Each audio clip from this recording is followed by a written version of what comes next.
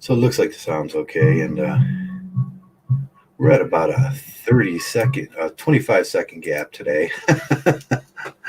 I like to measure that gap that we're at because it's important sometimes. How you doing today, Joey? Are we live? We are live. It's Claire Mhm. approved. We submitted the right paperwork. Yes, yes. I saw Claire in London airport. What's it, Heathrow? He's from. Yeah, I saw her there, and you had her sign off on the document. So we're good. We're good on this one. Okay.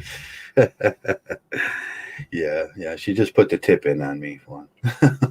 Yeah, yeah. I saw that. Oh, that's funny. And Mgtow's for the Mgtows coming in. All your sins are forgiven.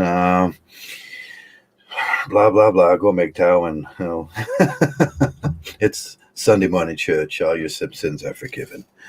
And Yeah, yeah, what we talked about yesterday. We talked about we were talking about the emos and the effeminated boys and everything, and we could pretty much surmise that there's a reason for this, and it's males raised out of in an masculine or out of a masculine situation, and that's without any male mentorship or and there's a bigger problem to it, and we kind of hit on it today a little bit in another podcast, MV's podcast. When I was listening, he went over it, and well, he didn't go over it, and it's a male mother need.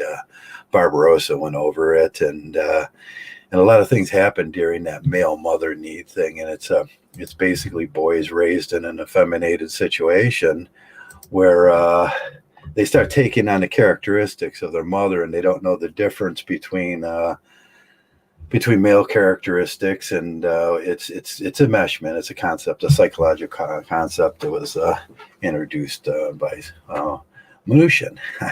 Describes a family and boundaries and subsystems inside the boundaries where the boundaries are violated, and the male becomes too enmeshed with his mother, and he becomes very protective of her. That becomes mommy need, and when he's out looking for a female partner, when he gets older, he has that same mommy need as opus matra, Johnny Midnight, opus matra in Latin, or opus necessitas in Latin. No, I think it's matra necessitas. That's it. Matra meaning mother need, and there's a need or a desire. Which other way you say it, opus would mean there's a desire. Necessitas would be there's a definite necessity to it, and we see that a lot.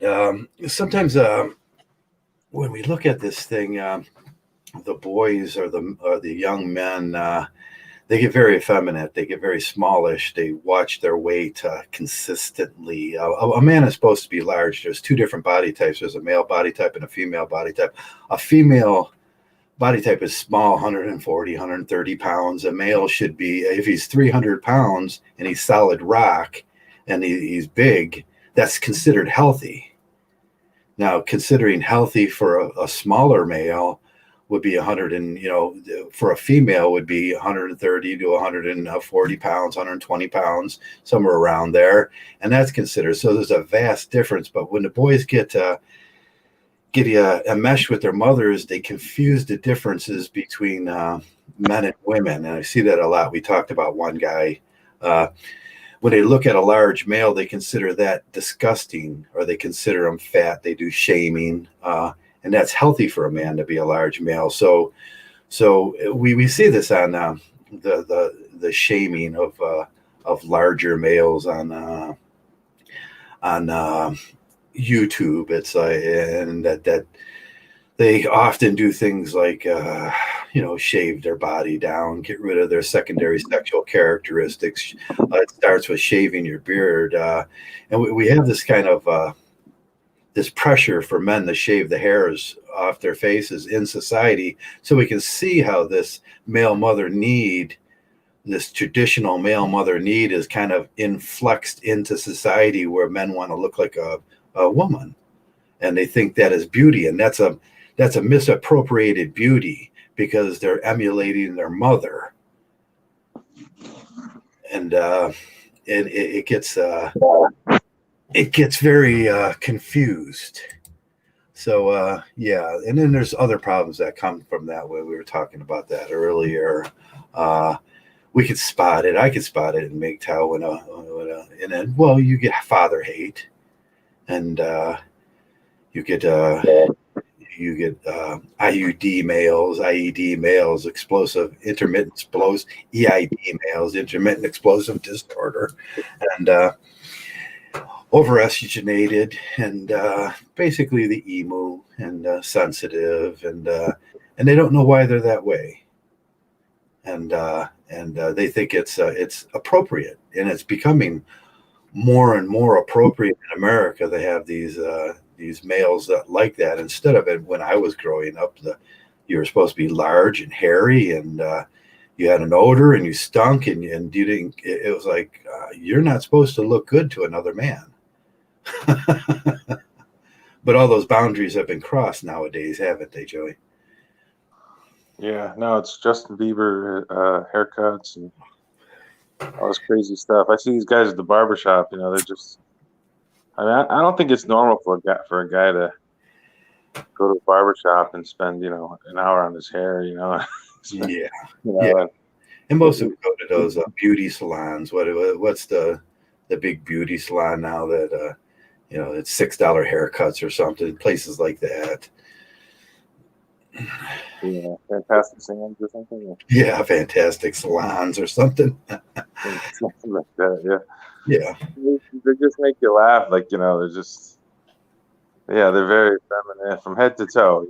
Shoes they wear to their hair, and just even how they talk, and how they're just cackling hyenas, and yeah. Oh, they're always chasing the woman, and it's like it's like their relationship with their mother was. It's an excessive chasing of the women.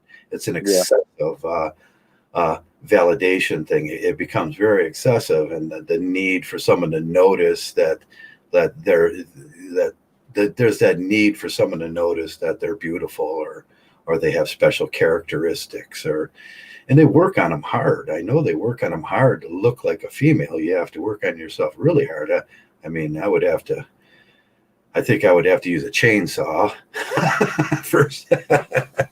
Yeah. Now, I always say the secondary sexual characteristic of a male is his beard, is his hair. We get hair, and shave that off is like asking a woman to subdue her breasts so they're flat. It's like don't show us. Make sure that doesn't get none of that. Your accentuated curves. Make sure we don't see that. That's the same thing as you're telling a male. Make sure we don't see those secondary sexual characteristics. But in society, even at work, and in casual culture, it's all screwed up, and the beard or hair, facial hair, is a signifier of a maturity, but we're not allowed to have it. Mm-hmm. Yeah, those are the guys I trust the least. The ones that are perfectly clean shaven, and and they have that feminine kind of demeanor. Those are the ones you got to really kind of watch out for the most, because they'll throw you under the bus like the first second they get. Yeah, we have names for them. But I was thinking today with the question I was asked: do we really have a name? And I kind of wanted to put Mgtow to a task, and that's where Johnny right away came up with the terms. What is it? Opus matra, or matra necessitas is another term. They're two different opera matra, but that doesn't kind of.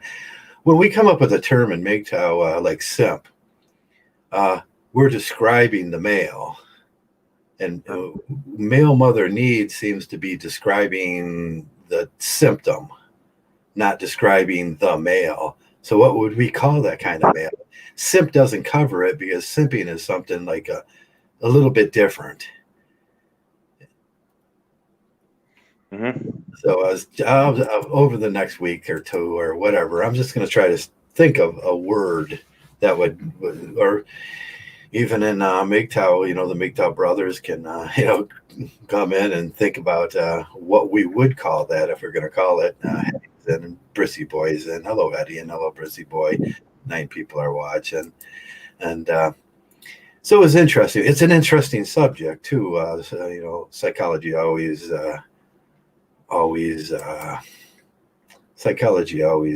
fascinates me, and that kind of psychology, when things get out of these disorders, get all out of whack in society, we never know what's going to be normalized next.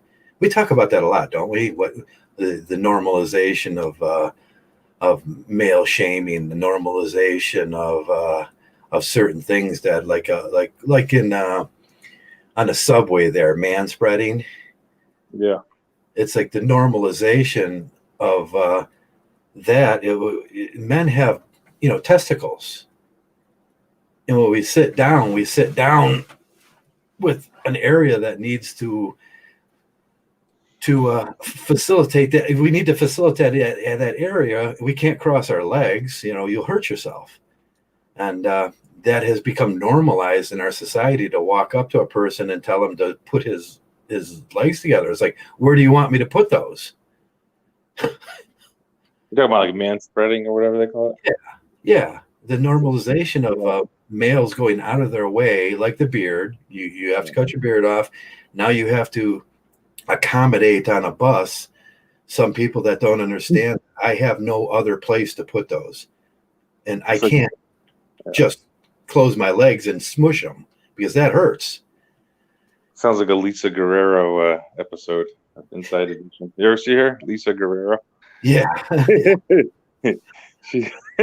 She's like this really aggressive reporter, but she's not. She's like, she's just a total scam artist, and she just goes on these buses and she's like harassing people, and yeah. She's just a real clown, Anyway. Yeah. Jigsaw wants us to South Park. What is that difference between emo and goth? Yeah, there is a difference between emo and goth. Emotional is not goth. Goth is just a dark personality, but emo, the emotional dark personality. That's the normalization of like people like that, like that are. They know that people, they want to normalize that right. That boy. They think it's he's over emotional. He overreacts, and he's an IUD male that overreacts in situations and expects people to accept that thing as normal, and it's not. No, it's like a male being a dependent. I mean, there's some men that they have certain disabilities. That's different, but an average male that can physically capable, like, you should not be depending on other people. Like that's not. Yeah, when you're 18, 20, 24, sometimes you get older and you're still dependent on your parent for a while. But that's a big thing to talk about too, when boys are in these situations where they're raised by a baby mama. He takes on her characteristics. She effeminizes them, and he's dependent on her like he would be dependent on a father. Those things get confused in his head, and he is dependent. He's a child. It's a very sad thing when you see that being done. Now we see the line on the bar being drawn way far when that couple, what was it, wanted their boy to grow up a girl. Oh, I don't know. I'm sure. Yeah, that's crazy. I think it was they wanted to, and the judge ordered that he would be given hormones to produce a more pleasant looking, female that he wanted to be. But I think it's boys do depend on the mother still, and it's a very sad thing, is what I've seen with a lot of boys, is they become the protector provider. I mean, they start working at an early age. They start doing the things that they feel the father should be doing, and then that becomes that father hate. Like, I have to do this. My father didn't do these things, so I have to replace them. And then now I have to take care of my mother, because they think instead of the mother taking care of the child has to take care of the mother. Mm-hmm. And that's when it becomes very harmful. We see this all the time in society, and that can go way into the late ages of their life, where they still become the person taking your adult mother, his groceries and making sure she's okay, paying the bills, and she becomes his dependent, and instead of the other way around, where she should be she should be supportive of her child. It gets confused and it draws lines in this, but that's the society we're left with now, isn't it? Yeah, just there's like learned helplessness, or learned helplessness. Yeah, when Health and Human Services condones polygamy, that's the kind of society we get stuck with, which is a sick society. Yeah, they got everything backwards. They got things backwards, and I know they'll say, "Oh, you should just accept them things, Joe," and that's the new norm, and them are the new families, and I said, "Well, no, there's problems with the new families, and if you're going to do it right, do it right." Mm-hmm. And if we do, and they're all watching Queen Latifah fighting crime on the street. Yeah, Queen Latifah, and she judo chops people. Judo chop. 100 woman is 100 pounds overweight. She's out cartwheels in the street and saving people's lives. She had like 20 million people watch that. I mean, that just shows how stupid our society's become, right? That's like a popular show, now. It's like this female equalizer who's 100 pounds overweight. Now there's a good example of what if she idealizes the male body, and if it's a girl in the family, and she idealizes the male body because the mom idealized they'll want to be strong, and overly they get 100 pounds overweight, and this is beautiful because they idealize the male body, and that's where it's a little off too, and that would be more like a penis envy thing. Yeah. No, it just all plays into that fantasy fictional world that most people are living in. Yeah, they all live in some kind of fantasy fiction and sometimes those fantasy fictions, those finalized fictions are sick. They're sick, and a woman that wants to go around beating up 270-pound men and judo chopping them, and thinking that might not lead to her being in danger. That's a sick Hollywood doing that. What happens in the real world when a female of maybe 130, 140 pounds, normal, tries to judo chop a 270-pound male? Right. Well, Queen Latifah's like 280, so. Yeah, she's 280, but she's the other side of that. But she's trying to teach girls how to be strong in those situations. Right. And sometimes strength. I mean, if you look at it like a beast with I'm gonna like the lion, like you can be as strong as that lion, Joe. Just go hit it. Yeah, yeah. I can't believe those safaris. How people they got to be out of their minds, like to be going on these safaris and playing around with nature like that. People get killed every year by these animals. Yeah, just go tell that lion who's boss, Joe. That's the same thing. That's the same thing they're doing to the females in feminism. They're just going, go tell that lion who's boss. Yeah. Gotta bring like 10 guns, and hopefully none of them jam. And you're gonna need some equipment. Crazy. Yeah, you go down to Africa. I'm gonna do a safari. Get the hell out of here. You gotta be out of your mind. Yeah, I'll just run up on that water buffalo and just pop it right in the nose. Yeah. Like judo chop it. One judo chop. That's what she taught me. Should just knock it right out.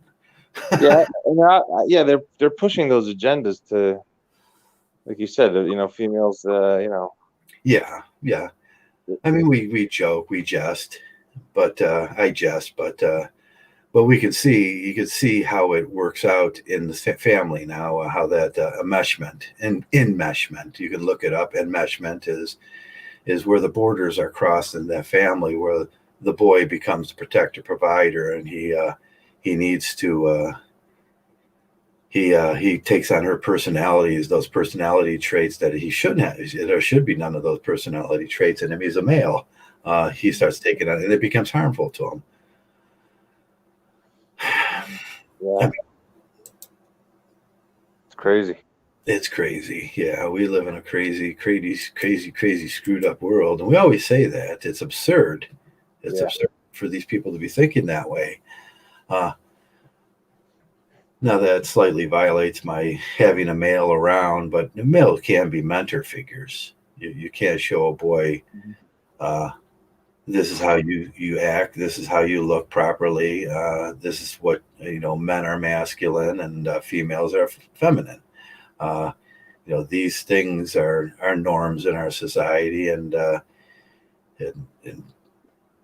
there you have certain talents as a boy. You'll probably be able to fix things. You'll probably be able to look at things, technical things, with more ease. It'll make your life easier if you know this. Yeah, I mean, I remember I had a family member. She dated this guy. Was like a wannabe rock and roll guy. Whatever. You give the guy credit. At least he tried.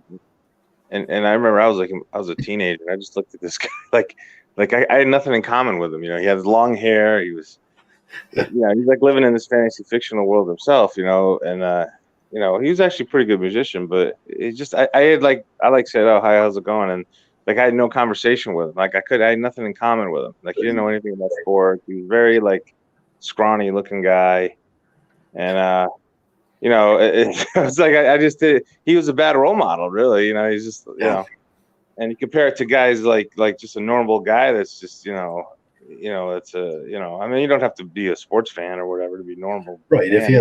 That's just a common thing in our culture. Men gravitate towards sports and stuff, and it was just a totally different conversation, and if he has a real talent at that, and he goes to school and everything, and if it's a hobby too, it's okay. But to be a violinist, you have to know how to play the violin. Right. that was Plato. It was to be a violinist, to be something, you have to be able to play a violin. That's if you say you're something, you should be it. Like if you say you're a Mgtow, you have to do Mgtow.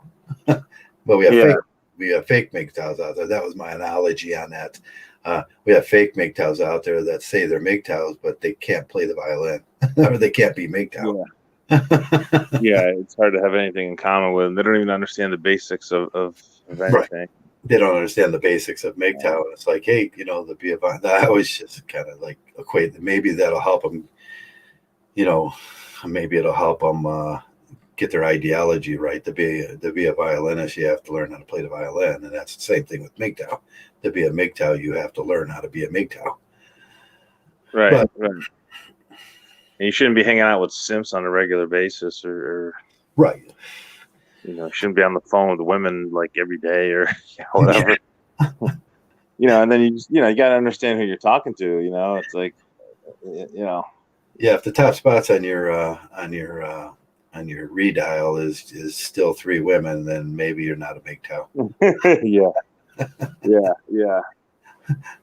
Yeah, they're very dangerous. You can't never share important information with women or simps or with fellow Mgtow that are established. You can share ideas more with them, and they can guide you in a better decision making process. Right. Yeah, because they're not we're not dependents. We're not we're just doing our own thing. But these other guys, they're definitely that's the thing. These men that are dependents are definitely they're going to try to get you too. They're going to try to get your resources too. They're just like women. Right. Yeah, that was with Angry. He was he would tell everybody. He shared with me. He's like, I'm not a Mgtow. I just come around here for the saps. And there's a lot of saps that just do that and make Angry. He had a scam, and that was it. And I knew right away with him. I knew right away this guy was really strange. This Angry Mgtow. I could never take him seriously. Yeah, you don't take him seriously in what he's doing in Mgtow because you just know he's not a Mgtow. But when I talked to him behind the scenes and everything, I seen a pretty bright young man, and he knew what he was doing. Yeah, I didn't see that either. I didn't see that he was too bright. I don't know. I thought he was more of a conniver, if anything. Yeah, he was. He was bright. And I wouldn't hire him to run my business or anything like that. I don't think he's that smart. No, that's a different opinion. That's all right. Yeah, he just looked at me like it was his breadbasket. Well, like Barbarossa, like you could tell he's smart. I could tell he's smart. Like the way he carries himself, but I don't respect the guy at all for what he did. Him and Mayor Mgtow and guys like that, they're just a bunch of no integrity guys. Yeah, you're gonna get that. That was one of the Mr. Elite just did that on Mgtow, didn't he? I don't know. I've heard of that name before. I don't know. He sounds story about that. Does anybody know the story? They mentioned that he paid a girl to come see him, and he was always into the fat girls or something like that, the chubby ones. Really? And chubby chaser, the ones that sweat a lot. Yeah. Now we always knew it. He comes from that crowd with the only failure ever in Mgtow. Yeah. Yeah, the only failure ever in Mgtow, and he was in his apartment, and then he failed at Mgtow, and then of course, that was the Mgtow lights. Yeah. And that's the harmful product of being a Mgtow light, because eventually you're going to get exposed. Yeah. And he got exposed, and Mike, I think his name was Mike, got exposed. And he was the only Mgtow failure ever. He did like a porn movie to prove he wasn't gay or something. I'm doing a YouTube video. I did a video to prove I'm not gay. Yeah. That's really weird, man. Like, you're strange. Yeah, that's strange. Yeah, those guys come hard and heavy at me too in the beginning, didn't they? They're like, "Oh, we're just, Trav." Yeah, because they're scared of like the masculine type. Ryan's the same way. Ryan is this guy living in his mom's attic, and he's got a dumb waiter that they just bring him up the food, and he's got his own little studio apartment in his attic, and his Barbie cake oven, and he's giving out life coaching advice. Political advice by Ryan, life coaching. Like, this is the guy you wanna. The guy hasn't been outside in like 10 years, and he had a job for like a week once, I think, or something. But those are not the guys that you want to follow. I mean, I hate to say it, even the guy that did the podcast today. I mean, I know he's a really smart guy, but at the same time, he's married, so you really can't take him too seriously. I mean, if you're a Mgtow, that is, I mean, if you're not a Mgtow, go ahead, listen to him. He's smart, whatever. If you're a married guy, he's a good guy to listen to, but not if you're a hardcore Mgtow like we are. No, that's not the guy. Yeah, you can, as long as you toe the Mgtow line, you can be one of these guys, but you have to admit it too and say, "This is what I am." Right. I'll carry the Mgtow line, and I believe Mgtow is right. Right, and that's where you can give him some credit too. At least he's transparent about who he is. Yeah. And he says Mgtow is right, and I'm just an exception to the rule. I'm not the rule. Yeah. But a lot of guys, they take that special soy boy individuality way too far. Where they're my Mgtow is, and no, there's no such thing as my Mgtow. You know what Mgtow means? Men going their own way. Men is plural. There is plural. Well, that's one of the things about that Mike guy. I saw his Facebook page, and he made a post. "Hey guys, I'm going to be Mgtow in about a year." Yeah, he said something like that. Like, I'm taking a year off, but I'll be back. I'll be back to Mgtow in about a year. Next time. I'll be back to Mgtow soon. I just got to do this. Because I got to go complete my twofer because I still got to prove it. Yeah. They don't understand the freedom and quality of life. How why don't you take it right now? Why do you have to wait for a year? Like, many terrible things can happen in a year. like not being a Mgtow. Yeah, he'll probably get a girl pregnant, and right, exactly. And yeah, in a year he's gonna impregnate like 10 women. Yeah. Oh man, and it's funny, but that's the thing I see right now in society more than anything is this lack of male role models, and because they're just they're just a bunch of cackling hyenas that you know, they're not guys that you want to aspire to be like, you know, because they're gonna lead you down that road of slavery, and you know, so yeah, you have to choose your mentors wisely. Yeah, and to facilitate their ideas about life, they have to go a woman's way, and that's one of the main rules. You can't go make your way if you're going a woman's way, and they'll go a woman's way to an unhealthy level where they start emulating them. They start carrying estrogen. They start dressing like them. They start, shaving to an excessive degree, all their hair and lotions and moisturizers. Yeah, like I had a friend I went to school with. He used to like moist boys. I kind of stopped hanging out with him because he was shaving his hair on his chest, shaving it off. And I said, "What the fuck are you doing?" And he goes, "Oh, it's for the ladies, you know, it looks better." I think that was the last time I talked to him. That guy, you can't be around a guy like that, you know. It's like you're a fucking freak, you know. Yeah, you know, if she was a real woman and she wasn't bisexual, she would like hair on you. yeah, exactly. No, you're right. You're right. That's she would like the masculine quality. She would like the roughness of your skin and your smell and your hair and your masculinity. She would like that. If you got to shave that down, you're talking about you're dating a transsexual. Yeah. yeah. Yeah, that's crazy. Well, you could tell how they talk too. These guys are. You can tell the estrogen's in them how they talk. Yeah, they may need that because that's what they grew up with. That's what they're comfortable with. They're comfortable in those situations where you're more like their mother. They need and that's the male mother need, just projecting itself out. Because I see this play out in my life too. Like when I go for like job interviews, for example, the really masculine men, they always hire me. They almost always hire me. Yeah. Like you know, one guy was like a Navy commander, you know, and he was a fucking badass, and he fucking loved me. You know, it's like me and him got along just fine. And then you get these effeminate type men, they don't want to hire me. Yeah, they don't like to hire me.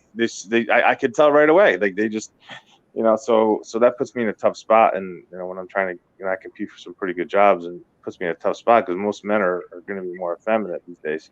Yeah, masculine males see other males. They see what they consider as strength. And in effeminate males, when they look at they look for beauty, and there's no beauty in me.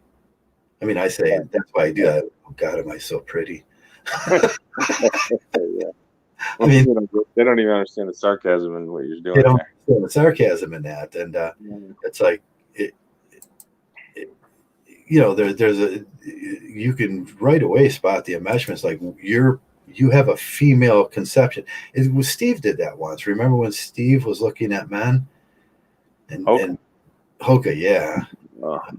I think we were all on a chat, and we're like, Steve had made a video about this guy is, you know, ugly. This guy is not beautiful. Yeah, like, you should look at all men as not being beautiful because beauty is not important in that. It's masculinity and it's strength that men look for in other men. When that guy hired you, is like, he's seen masculinity and strength. There was no homosexual, like he was looking at you as beauty. Right. Right. We got along fine. Yeah. And yeah, that's important. I was like his favorite too. He ranked me like I was in a group of like 12 experienced sales reps with 15, 20, 25 years. And he like ranked me number one. Like he put me number one. Like you know, my productivity was good, but he always gave me all these recommendations. Like this guy was like, you know, he's in his 60s, and you know, he's like he's been around the block. You know, he's seen a lot of things, and like that meant a lot to me that he respected me like that. recognize the leadership I had, you know, and Right. but you get these effeminate, like I had this recent manager, I had this little effeminate little twerp, and you know, a lot younger than me, and it's just a total, you know, I just couldn't get, so I ended up leaving the company because I just couldn't deal with it. I'd rather just not make any money and just figure it out later than deal with this little twerp, you know. So you know, it go works, but you know, I had no respect for the guy. Like I just couldn't respect him. He's just totally like this metrosexual type guy. Yeah, like 2 years of experience, and he's like, no, I got like 20 years of experience, and he's like trying to dictate to me. Like, now that happens sometimes in corporate world. You have these situations come up where the person that you want to work with, you end up getting a different manager or something, just through, you know, organizational changes. Right. So, but I just couldn't get along. Like I didn't see any light at the end of the tunnel dealing with this effeminate supervisor. You know, I think all Mgtows just strive for that. And if you're going to work for somebody else, Work for work for a masculine type guy. Try to get in an industry that's more masculine, because you know, you'll lose a part of your soul, I think, if you're around, you know, feminine men that are supervising you. You know, assuming you're a Mgtow, right? They're probably not good at their job because they haven't. I remember my video about men just know who's in charge. Yeah. And we had this. I'll tell you the kind of two incidences that we used to walk on the job, and there would be the electrician, the plumber, the boiler guy, the millwright, and the movers, the riggers. And then we were usually bringing in machinery or making a line or something like that, and doing that, and very complex, big, huge jobs. And then, but what would happen is we'd walk in, and you just kind of knew who was in charge. And then we'd start at a certain position, which was best for everybody to get working. And then one day we walked in this one place, and we were putting in this line, and this little effeminate guy walks up, and he's like, well, I'm in charge. And we all just started laughing. Yeah, that's hysterical. We all just looked at each other like, no. And this, well, I've worked with him, and I've worked with him, because we all know each other after a while on these crews. We all get called for specific reasons when we get called. And you work with a general crew on these really big jobs. And then we just looked at each other like, and he says, well, what would you? And the boiler guy was there, and we usually put him in charge because he has a good idea of the plumbing and everything, and what needs to go down real quick. And it's like, I thought he was going to be in charge. And then he starts. His idea was, you guys just go do what you do. And that was his plan. It was like, that's not a very good plan, and it's just telling me you have no fucking clue. Yeah, well, it's like these females that they rise to these positions of leadership, and you know, I interviewed for a company, and I looked up she was a regional manager. She wouldn't even have been my boss. She would have been my boss's boss. And there's just this little twerpy little girl. I'm in the interview, and I looked up her. She had like 3 years of sales experience, and then she became like a trainer for a couple of years, and then she got a regional manager. I don't know if she was screwing the owner of the company or what. And I've gone on, I don't know how many interviews, hundreds of interviews, right? And I've been late to maybe 2 of them. And that was one of the interviews I was late to. And I think it was like subconsciously, I just didn't want the job. And I subconsciously was late, you know? And because I didn't want to work for an organization like that had her in a leadership position. She didn't earn her position, you know? Because I'm one of those guys, I have a lot of integrity, you know, and if I see an organization that's promoting these twerps that don't have a lot of experience, to me, that says there's something fishy going on in the background. And you know, I was late to the interview, and you know, shit. I mean, like I said, I've had probably hundreds of face-to-face interviews, and you know, I'm not talking about virtual interviews. I'm talking about, you know, you show up at the hotel and whatever, and so I think subconsciously, I just couldn't respect, you know, that situation, you know. Right. Yeah. On the job, we used to call this bid splitting. I did a video about bid splitting, because bid splitting as a male that's working in the industries and being an independent contractor, bid splitting is, he included himself in the contract. All these guys we're splitting pieces of that money, and then somebody else includes their self in a management position in that contract, and that means the bid's now split 6 ways instead of 5 ways. He had no fucking clue what he was doing. Yeah.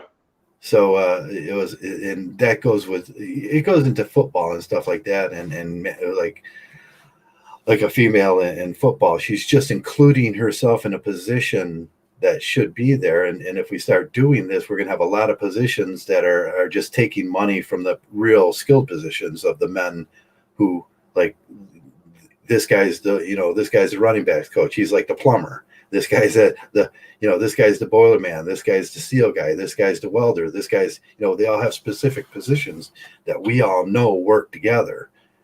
But when people start splitting them bids up now, it's like, oh, now we have an engineer including himself in that sits in an office, and he's just getting paid to do things that we would have did anyways.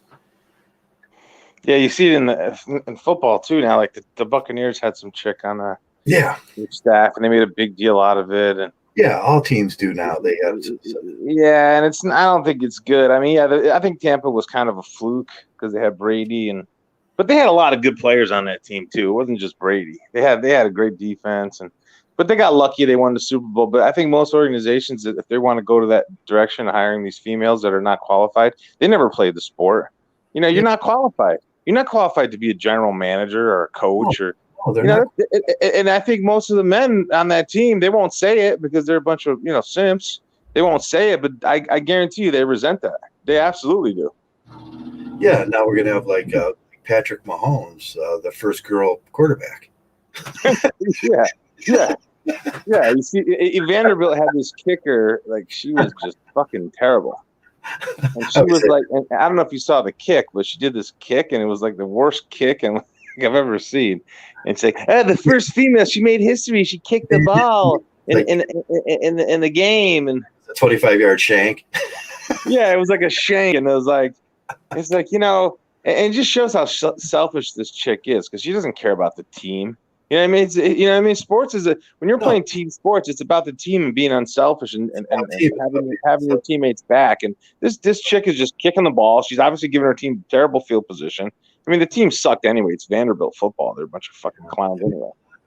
Percy Harvin was the first female wide receiver, and Joe Hayden was the first female. Yeah. Yeah, these guys had Deion Sanders too. He's another guy that couldn't. He's another overrated player. I mean, Deion was a stud, like in terms of cover corner, but the guy was afraid to hit. He wasn't a hitter. He like Ronnie Lott. Like you ever see Ronnie? Like Ronnie Lott. He lost his finger in a football game, and he said, "All right, stitch it up. I'm ready to go back in." Oh, yeah. Yeah, Ronnie Lott was a badass. The guy was like probably one of the best football players ever.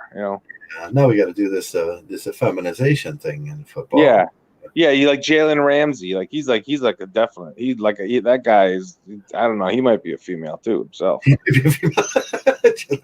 Jalen Ramsey. All he does is complain, and he talks shit to like veteran receivers. Like you haven't earned the right. Like he was talking shit to Steve Smith. Like Steve Smith, you remember him? He played for Carolina. That's the best. He was good. Yeah, he's a Hall of Famer. He's gonna be in the Hall of Fame someday. The guy was a stud. The defensive back, Steve Smith. No, he was a wide receiver for Carolina Panthers, but he was a total badass. And there was a running. Yeah, tough player. He was like a real physical. He wasn't a big guy, but he was tough. And Jalen Ramsey like talking shit to the guy. Like, dude, you're a rookie. Like, shut up. You know what I mean? And he's still doing the same shit now, like 3-4 years later. Yeah. So this culture and what we're describing. It rolls down to a lot of sections, and it rolls down to work. It rolls down to sports. It rolls down to basically everything that built. And first, the women want to come in into our, like we talk about that. Like this is our space. Like Mgtow's our space. Like we don't. Space limit for men. Yeah, we don't. But it always happens the same way. And I used to I did a couple videos on this back in the day. It's like.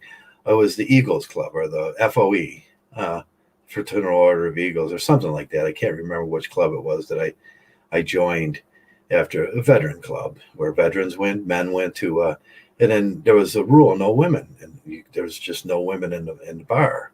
And then the first married guy came in, and he's like, "Well, my wife can come in and she could do some cooking and serve."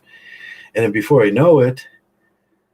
We were coming in the bar, and all of a sudden no swearing because we don't want to offend the little ladies. Yeah, that's right. it's like, wait a second, the culture just changed. I come here for the culture, for the masculine culture, the males. And then like all the men left, and a year later it was closed. But that's what happens. It ruins it. Yeah. Yeah, I mean, I think the Dodgers have like a female general manager. It's like you got to be out of your mind. I mean, that's just so wrong. It's just so wrong for all the men that all the men that worked hard and become a good baseball player. It takes a lot of work to be a good baseball player. I mean, yeah, it's a game, but it just takes a lot of work to become great. And then, you got these guys in the minor leagues busting their ass, and Yeah. and maybe they're not good enough to make the majors, but they played all these games and in the minors, and then now they work their way up into they want to go into management themselves because they know they can't make it in the You know, pros you know, player, and they don't even get an opportunity. And then they hired this chick out of nowhere because what, she went to an Ivy League school or something. I mean, get the fuck out of here. That's just such a that's why I'm almost to the point where I don't even care about sports anymore because of stuff like that. yeah, you know what that leads to? It's I don't know if you ever seen a pool hall gynocentrism where they let the girl win. Oh yeah. No, was that a comedy thing, skit or something? No, it's just the way it is in a pool hall. You Oh have tournaments and money's on the line, and then some guy he'll just for no reason at all, he'll let the female win. yeah. It And reminds me of that scene on they try Batman. to tell you, oh, Yeah. she's really good, and it's like no, and then we're expected to follow that pecking order, and that's what happens. There'll be a situation where somebody is letting this female win, and it's not good for the general team. Yeah. Yeah. It's like reminds me of that scene in Batman where she goes, you wouldn't hit a girl. And then Oh, he goes, oh, sorry. And then she like mauled the guy or something. poison ivy, Like scratches his face or something. I don't know what the fuck she did. yeah, You but wouldn't hit a girl, would you? well, yeah, that's not. I mean, we've all done that. Come back into reality. Come back. Okay. We've all done that in life where we let our girlfriend win at pool and we let her make the shot in basketball just to make her feel good and everything. But Right. that should never, ever carry on to the professional sports scene or. No, because there's a lot of, I mean, to be a professional athlete, I mean, I don't know, I've never been there, but like, I mean, you have to be incredible, and you have to be like, not only you have to be talented, but you have to work hard and you have to be disciplined, and it takes a lot. And then it's for like a woman to come into that space and just, I'm going to be the coach or the manager. It's like you haven't proven yourself. It's like there's no integrity there. That's the word I'm looking for. There's just a lack of integrity. Yeah, it's like you know what happens. It's like her failures are forgiven, and that becomes the culture, and it becomes the culture to forgive failures, and failure leads to failure. All of a sudden, you're wondering why the team isn't doing as good as it used to do. I was just gonna say that it leads to a mediocre product. The team leads to a mediocre product. Yeah, right. Lower the standards everywhere. What it does. Sports is tough. If you don't measure up, you don't measure up, and we know that. And there's points where I didn't measure up. And I was like, okay, this guy's better than me. And that's that male thing where we all show up at the job and I just realized this guy's the boss. Right. This guy's the player and I'm behind him. And we know that pecking order in life. Right. And there's just not a lot. I don't see a lot of integrity in corporations and just everywhere. I just don't like, it's all about who you know. And it's just, but there are some organizations that actually do, have integrity. They're harder to find, but those are situations you want to be in. Is try to those type of organizations. Yeah, when they're but when they're filling a spot, like Jessica Valente worked for the NFL at a certain point as the feminist consultant for domestic violence or something. That's PC, the PC, and then teaching these men how not to be aggressive males when that's what we hired is these aggressive males that play football. It's like, which is, but there becomes jobs like that and that PC pressure, and then all of a sudden it's Carly Branson and it's the girl for the GM, and then it grows from there, and it becomes a sick culture, and then we start forgiving failure. It's like Theranos. I'm sure you had to deal with Theranos at a certain time too. Uh, Me and Bernard Chapin used to talk about Theranos. It's like Theranos. She got $1 billion because she stole the Apple app, the to diagnose certain problems. She was using this app to diagnose problems in clinical and making. And she got the contract for the government contract. It's $1 million company, $1 billion company, and it's failing, and they're wondering why. Yeah. Just because PC, because she was a girl. You talking about Carla Florini? Is that yeah. If you type in Theranos, her name will come up. It's one of the biggest failures, short of Yahoo and what's her name. Oh yeah, what's her name? No, what's her name? Alyssa Myers. Yeah. No, that was another failure. It's like her failures became normalized. And then it tore down the whole company. Because they're not meant to lead. Women are not meant to lead. They're meant to follow. Not in those situations. If there is a situation like an accounting situation or in an accounting, maybe she can. Or within what they do and what they're good at. Now, I'm not saying that a 275-pound aggressive male should be working in a kitchen. Or something like that. It's like doing the accounting in a kitchen, and he's that would be the same thing. Like, oh, we just put him in there because he's a male. Well, no, he's going to screw things up. Like a male nurse, like the male nurse. I mean, I think they're smart guys that do male nurse stuff. I think they're smart because it's actually a pretty good job, and they need more men doing it because of their strength. But I can never do something like that. I remember talking to a friend of mine. He's like he felt he can never do it either. Because the masculinity thing, but there's men that they're so comfortable in their masculinity that they can do it, And hey, I'm not trying to, But for me, I just couldn't do it. I couldn't be a male nurse. What do they call the people in the mental institutions? They're the males that kind of enforce things. I don't know. Because they're bigger, they're stronger, and if one of the people get out of line, they just grab them and sedate them. And that's a good idea to have a masculine presence there. Oh, sure. I think it is for sure, especially in these mental hospitals. Yeah, it's good to have them. Right. I can't remember what they call them. If you guys think of the word. I remember there was a doctor's office I used to go to, and they were all, so there was one, this one doctor there. He was a male, but he was, he was a little scrawny little guy.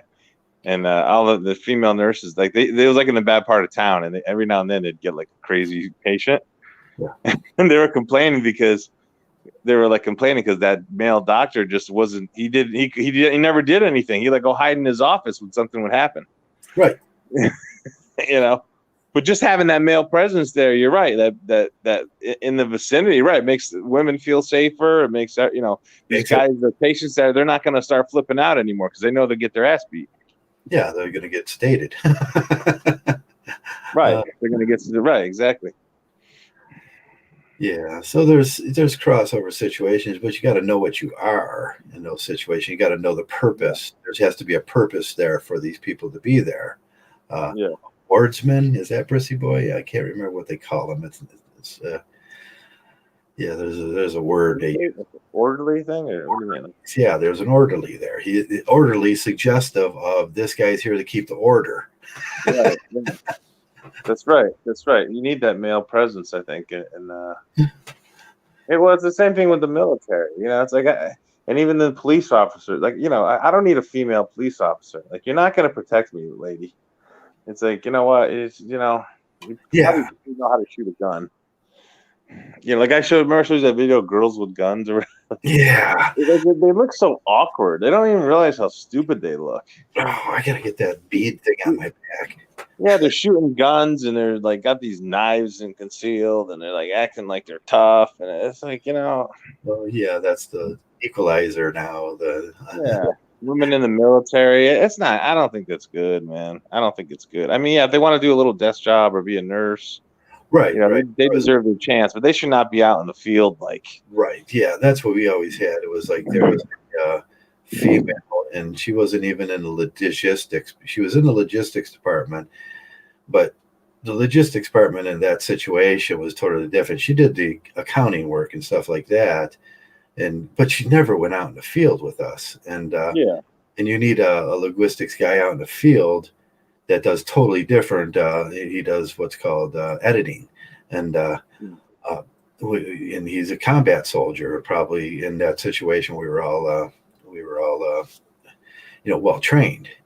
But yeah, we were always like, no, she can't come because she can't be in there with us. It's just not going to work. Yeah, I mean, women deserve their chance, but they just proven no running. They just can't. They can't compete. Right. Like I used to play Little League baseball. I was 8 years old, and we had this chick on our team. She was really good. She was a really good player. She was like the best. So she was like probably the fourth best player on our team. Right? We had like I was probably the best or second best. What I was probably. I mean, I'm not trying to brag, but I was a pretty good ball player. So she and I was like, so I was like, whatever happened to that chick? So she ended up playing softball.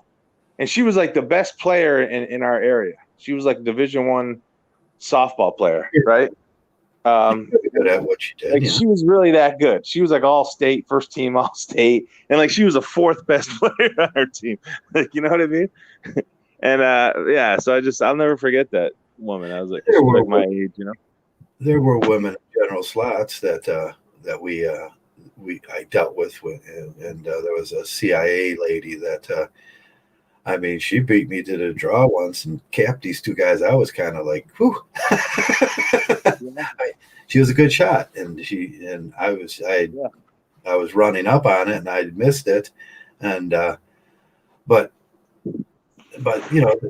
it's a rarity, I'm not saying that all this, but no, in the more stressful situations when you're sitting waiting, and it becomes very emotional, it's very stressful. You're in the dark. You're sitting there waiting and stuff. I don't want to have to rely on something that I don't know if he's going to be able to take the emotional stress of those situations. Mm-hmm. Yeah. They're going to slow down everybody else. I mean, I think grown men jump and run. I mean, I can't be putting my life in there's very unique situations where we were in. But there's places, and you have to earn it goes back to the way you have to earn this. I had to earn that position. Everybody, right. And if I was not good enough, they would have never hired me for that. Mm-hmm. It was not that, hey, we have to have a Joe here, Yeah. Yeah, like you said, you have to earn it. Yeah, you have to earn it. It's like, that's why I don't like this kind of stuff of not earning things or taking shortcuts. I can't stand that. Like people taking shortcuts. People taking shortcuts and that stuff. But it breaks down the social structure of things, and there are just better situations than having to, it's a you become mediocre in your failure then. But they can do what they want. I rarely involve myself in that stuff anymore. I'm a Mgtow. I just walk away and go, you can just try that. See if that works.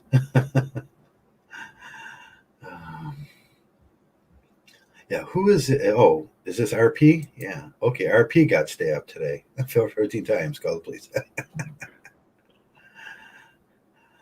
Hello, RP. Bonjour. Bonjour. Is this guy French Canadian? Yeah.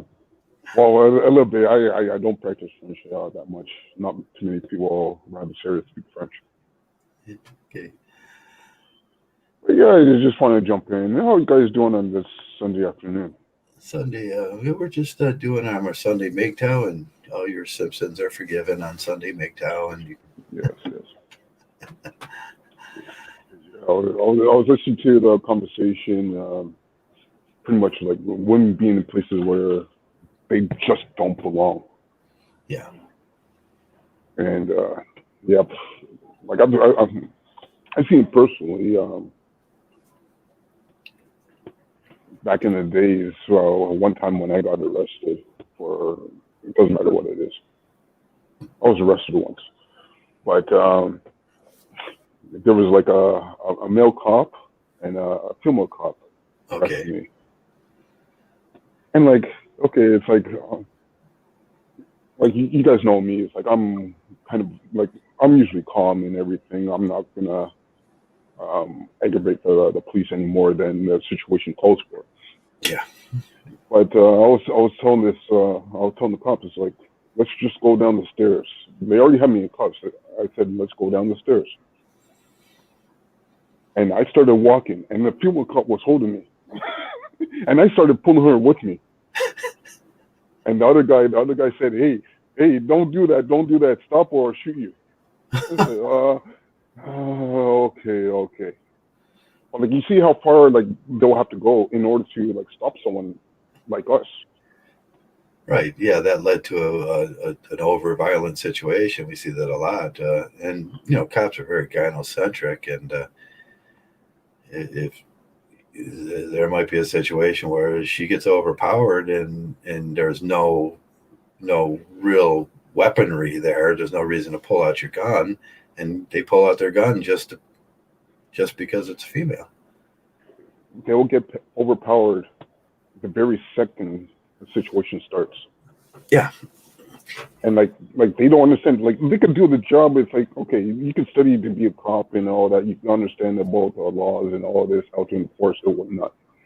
But when it actually comes down to the actual enforcement, where you actually have to like chase down the bad guy, right, or like detain someone, that's where the differences between men and women come in. Because like a lot of the cops I know and I've seen. Because I have a friend. I used to go to high school with this guy. He went into the police force, and he turned out to be a big guy. It's like last time I saw him, he was like 12 years old.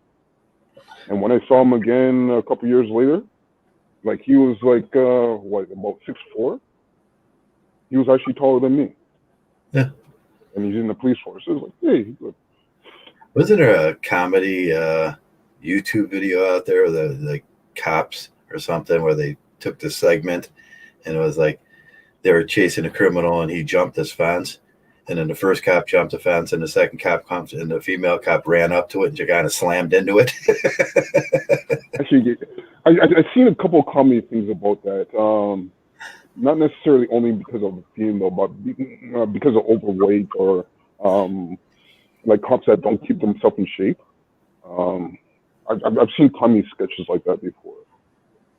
I don't know if I saw the same one as you did. Okay. Ooh, did we lose Joe yet again? Or Claire? Yeah. We lost Claire. Oh, come on. It's like, come on. I just jump in and he disappears. Come on. Last time he was quiet last time. I don't know. Yeah.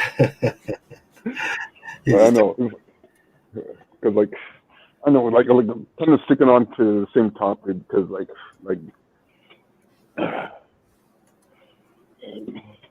back in the high school days, I used to play basketball, volleyball, whatnot. I was pretty athletic, and in my last year of high school, I ended up taking a gym class because I had an extra course. I could take whatever I want. I took gym class, and it was a co-ed gym class. And I remember me and this one girl. She was like the best basketball player. Sorry, best female basketball player for our school. And for me, it's like I was just like the average guy. I wasn't the best, but I wasn't the worst either. And me and her were playing like one-on-one. And like she goes up and take a shot. I just jumped up and just knocked it out. You just knocked it out of the sky. my coach and my teacher, because like he also coached me for some teams I played on. He said it's like just take it easy on her. Oh yeah, that's that being subservient to mediocrity. It's like, and the thing is, I never took it easy on her. It's like she had to change up her game. She came. It's like she learned the hard way. you can't just like drive up on a guy like me. You could jump like 3 feet in the air. Yeah, that's what I was talking about. Gynocentric billiards. We all let a woman win once in a while. Yeah, I never did that. Like I did some other, I did some sim stuff back in the days, right? But I would never let a woman win in a game competition. I never, no. Yeah, but it should never come down to that, and it's like the coach is definitely wrong for we see this now in professional situations, and the same thing will happen, where if it became a situation where you're going to measure two people, it's like, oh, you got to take it easy on her. It's like, why? Yeah, because like this is one reason why I stopped watching football. I didn't watch the Super Bowl this year at all. I watched it last year just because my roommate was watching it too. Yeah. But I stopped watching football because they started to have the female commentators. Yeah, there's female commentators, and Sarah, what's her name's a referee now, and then we got several coaches, and I always thought that was the biggest. The referee there in football and Joe Thomas is like when Joe Thomas was standing next to her with the ball, and she was looking down into the pile up, and then she pointed the wrong way, and they never changed the call when Joe Thomas was standing there next to her with the ball, and it's like. It was like unbelievable, and it's almost a comedy scene. You could look it up on the YouTube, and I don't know if they've taken it down because they consider that kind of misogyny. But everything's misogyny now. But it was comedical. It was comedic. It was like I can't believe she just did that, and no one ever questioned it, and the game suffered for it. Mm-hmm. Sarah Thomas is her name, yeah. Yeah, because like in those situations, especially as being a referee for a physical match like this, it's like when you make a call, you have to stick to your call. You have to explain exactly what this call is. Yeah. Right? If you can't stand up for yourself, it's like you're the one who's supposed to enforce the rules. Yeah. And they can't do that. There are certain situations that the calls are like the Browns game this year when there was certain obviously bad calls, and but they're not allowed to go back and look at them and say, hey, that was obviously just a no call right there, and you should have no calls. Like we'd be able to review a no call. Mm-hmm. Or in that situation, you should better review that and say, no, this ball was definitely not recovered by that team. Yeah, because like especially now they have a whole bunch of cameras all over the field. Right? So like if there's a question about a call, it's like look at the cameras. But even still, it's like they would not do that because then they're putting blame on a female. You can't have that. Why? It's like I throw up my hands. It's like I don't know. Yeah, just actually, I know, but it opens for shenanigans. Yeah, it can. I got that word got blocked one day. It's a bad word in Irish. Shenanigans. Oh. I don't know. Oh, yeah. Well, hey, listen, I'm proud of my Irish background. Yeah. I'm one-eighth Irish. Are you 1/8 Irish or like 1/8 Indian? Irish. And the rest is Caribbean, so. And none African, surprisingly. Okay. So you go to the bar and you want to fight once in a while and you don't know why. Hey, listen, I have the desire, but I never got into a bar fight. Yeah. It's one of those strange things. I can't really explain. Maybe it is in my genes. But at the same time, it's like him. I hold my composure.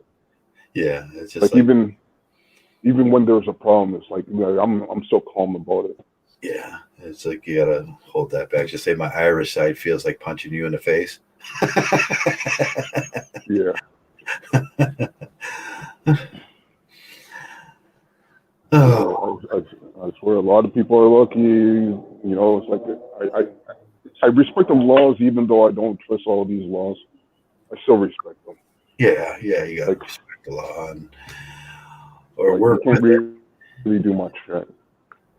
I say it's easier to work with it and be the guy on the right end of things. Yeah. And that's the thing. That's the thing about when a man really understands Mgtow, the kind of life that he leads. Um, he does follow a respectable life. Yeah, Like as you say, is be beyond reproach. Like pretty much you just do. You live your life. You don't bother other people. You don't make us think about a whole bunch of things. Like if there's a problem, it's like it's not a big deal.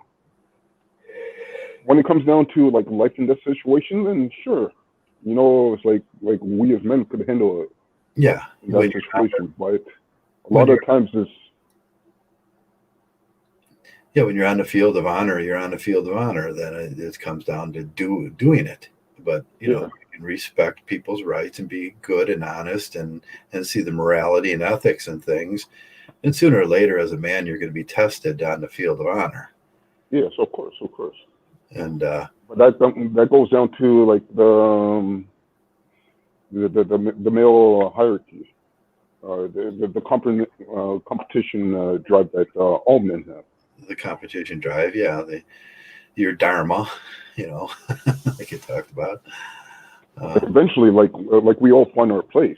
Yeah, and Like we're not always constantly battling every single moment. right. You don't have to be in that place every single moment.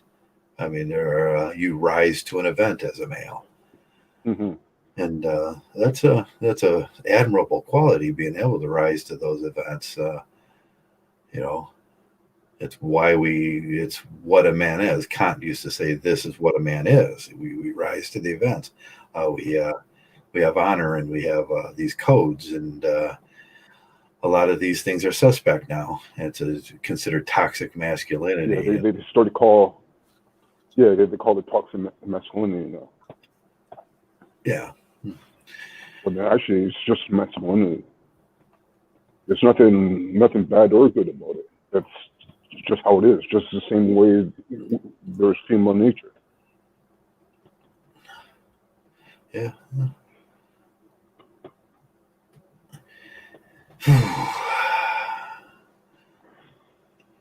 So, you still here, Joey? Are we live?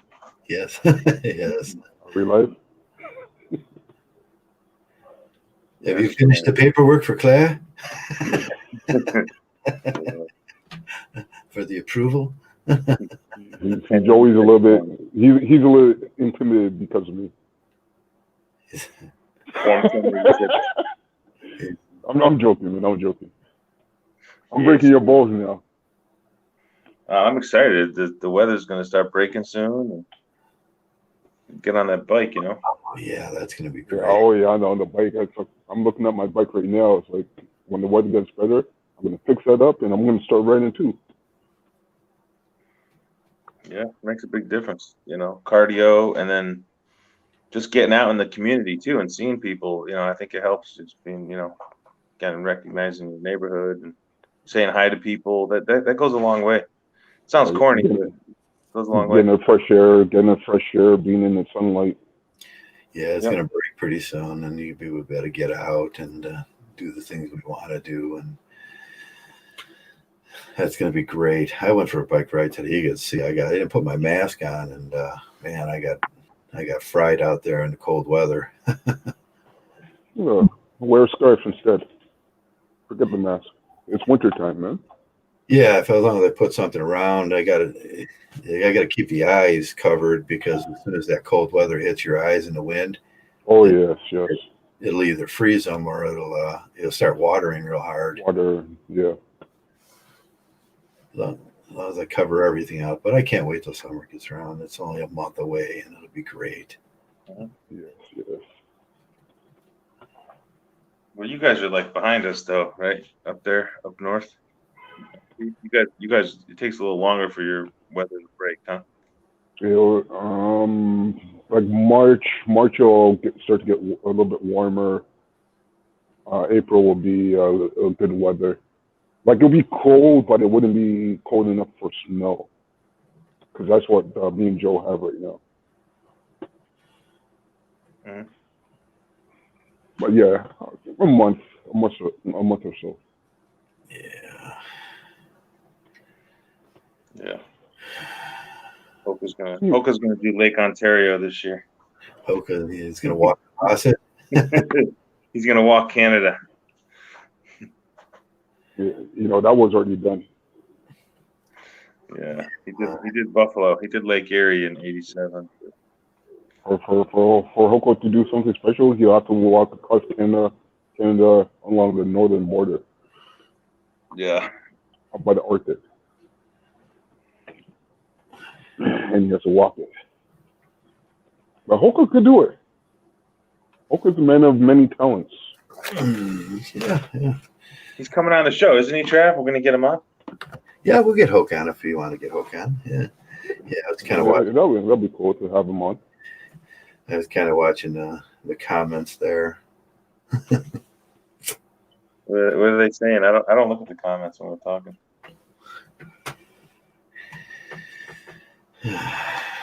What are they saying in the comments? Oh, no, there was a Santa Claus reference. Yeah. You remember when that what was that, the Norwegian faggot used to come around and used to call me Dirty Santa Claus?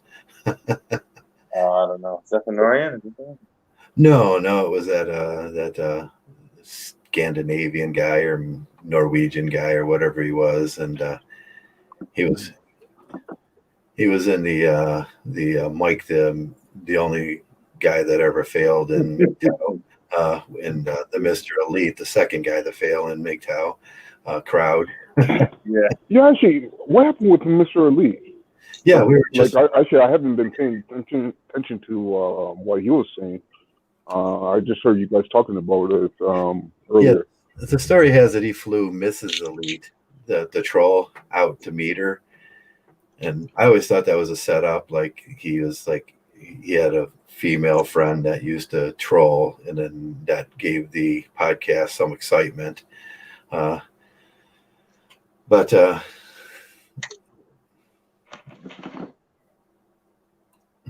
we'll find out. Someone will know the exact story about that.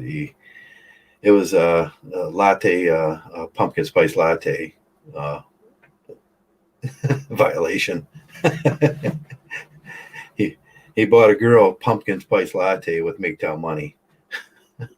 Who was that one guy that he's supposed to meet up with? Was that the one that he's supposed to meet up with somebody? He gave her like several $1,000s or something. Yeah. Oh, Gemma did that. Was that Gemma or was that somebody else? Yeah, and he almost got accused of being a rapist too on that. And he flew someone in, and then she accused him of something weird. Well, that's a first class ticket to drama, huh? Just start hanging with women and start talking. What would you do when you went to the airport? You go, give me a first class ticket for drama. I mean, honestly, that's the only thing that they could get. Like, actually, honestly, maybe they want that. Maybe they want the drama. Maybe they miss it. Yeah, I had this chick. Strange. I was helping her out. I got assigned to her at work. I mean, she's okay. I mean, I was helping her out. The next thing I know, I started talking to her, and she's telling me about her personal things going. It's like, you know what I mean? It's like, can we keep this just strictly work related? I'm not really into your personal life and what's going on, and there's all this drama, and you know what I mean? It's like, holy shit, it's like you can't. They just have a tendency to just make life so complicated, and so she still calls me from time to time, but I try not to initiate anything. Right, that drama. Yeah, don't initiate a phone call with a woman. That's for sure. If they come at you and you be polite and try to make the conversation short, but when you start initiating phone calls, you're opening up a door you don't want to. That's how I got arrested, man. Now, Lord V says, Yeah, perfect.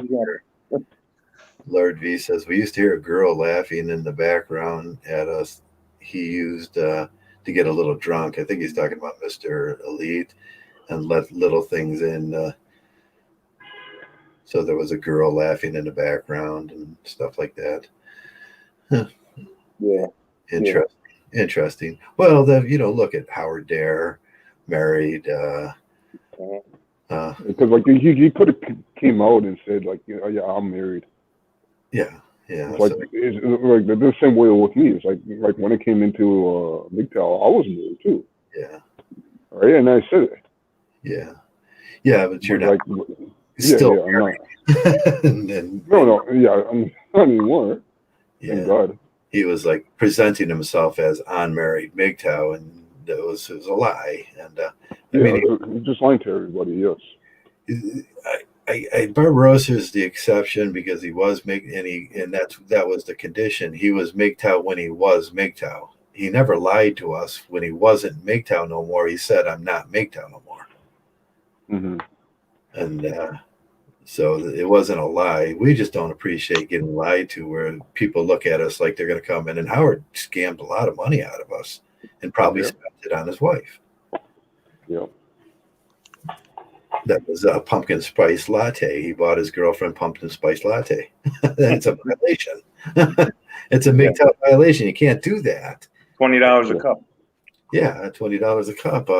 It's like you can't take donations from Mgtows because they believe you're a Mgtow, then be buying girls' shoes and stuff. That's the hypocrisy. If he wants to do that, use his own money, but don't take money from other guys. Right? Yeah, but we get had in Mgtow a lot. There was the Mayor of Mgtow thing, and then the book never got written, and Howard Dare took probably $100,000 from Mgtow. I would say how much you think he made over his time at Mgtow? Yeah, plus ad revenue too. At least tens of thousands. I'd say tens of thousands. Yeah, tens of thousands of dollars. And if we ever want to really become an organized group, we're going to need eventually to get together and get a Mgtow building. And this all could have went for that. We would have had it done already. We would have had the book wrote, the Mgtow building, and become a regular organization if it wasn't for scammers coming around and pulling out at the last minute. And then they get mad when we call them out. They get mad when we it's like, I'm not allowed to scam you guys. Yeah, Mayor Mgtow. Yeah, I called him. I was one of the first ones to call him out. And then there was the angry Mgtow and the Chris Cantu, and it goes on and on and on and on. And the only guys that really stay around, I stayed around. I'm still standing. And we find out Mr. Elite's not what he says he is, and I don't even know how many more guys out there I'm kind of suspect on. John is Mgtow. He the trailer guy there. He lived in the trailer. Yeah, I mean, there's a lot of guys that are suspect. I do a real good job of being transparent here about who I am and my lifestyle, and I don't share everything with everybody about, my personal likes and desires, what kind of ice cream I like and stuff. And that's what it gets down to sometimes. Sometimes people dig too much into your personal life, and it gets a little bit irritating. I've had guys show up in front of this house, it's like wondering what I was. And it's like, that's when it gets a little evasive. Really? That's crazy. And yeah, I mean, but it's not like I'm not as transparent as can be. I am what I am. You ask any one of my buddies. It's like, you ever find a girl in that house? No, you will never find a girl in this house. And as far as I own my house, I do this. I'm Joe. I'm what I say I am, and there's a transparency thing, but we can't. When you got a that was always my problem with YouTube and avatars. It's like the avatar gives you the ability to project something you're not, and then you can stay with that a long time and fool people, and it's a sort of dishonesty. Oh yeah, just looking at the comments. JB Gunner was another one. Yeah, JB Gunner, who's married for most of the time he was in there, and he was just. I mean, I listened to that where he just said, "Hey, I'm just here to scam you people." Yeah. And he was another one. And me and him used to argue all the time, call each other names, and people never understood why I hated him.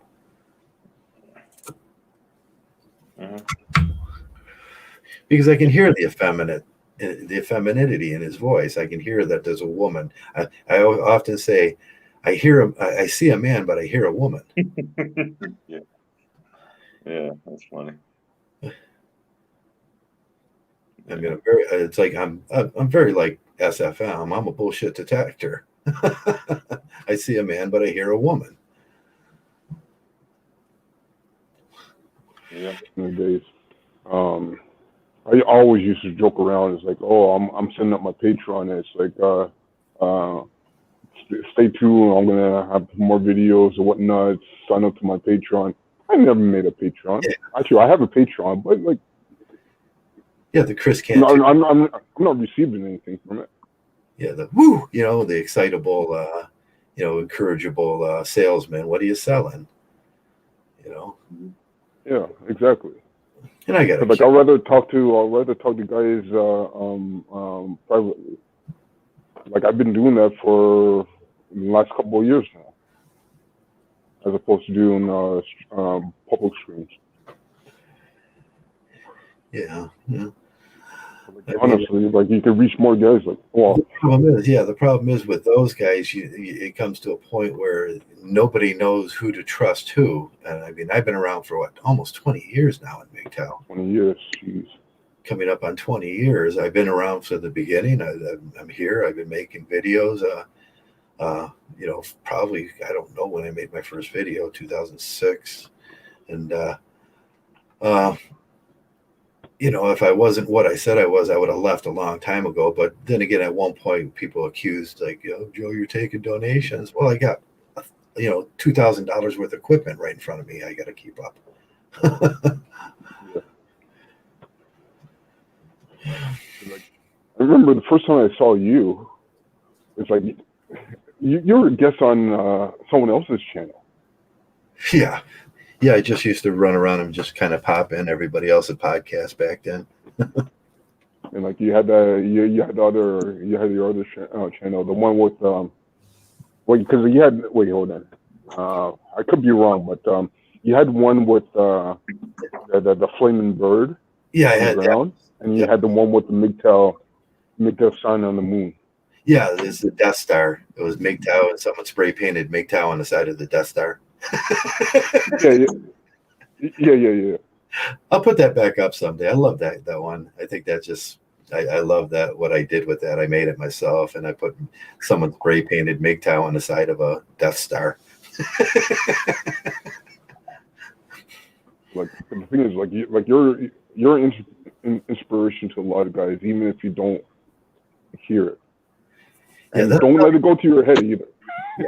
And that's how many channels I got taken down. The first one, I got taken down right away. It was like, there was probably 20 videos up, 2006 to 2008 or somewhere around there. And they took that channel down. Then the one with the bird was next. And then they took that channel down. And then the last time they took my channel down, I didn't change the avatar. It's still this one. What is it? Yeah, because I seen you do tests where I remember one video where you did a video about you talk about water, a glass of water. Yeah, water. I remember that one, and like even that one got taken down. Yeah, they took down the water. I was talking to a bottle of water. It was like, why? It's like, okay. No, I was being That's how. sarcastic because Shining didn't show up and Messenger didn't show up that day, and I was all alone. So I just put a bottle of water up there, and I said, "Special guest water." Yeah. I remember that. I remember that. Yeah, I Back think in the days, man, we can laugh about this. Actually, fuck, it's not. It's not that funny though. it's not funny.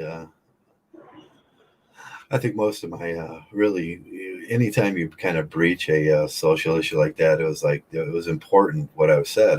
The one that really got me in trouble was they said I called women parasitical, and I wasn't calling women parasitical.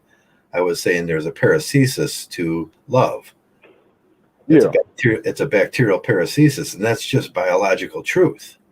and you did actually a good job of explaining that. Yeah, I So did. it's not like it was just like one statement that you put out there. Yeah, and they You had a whole background to this.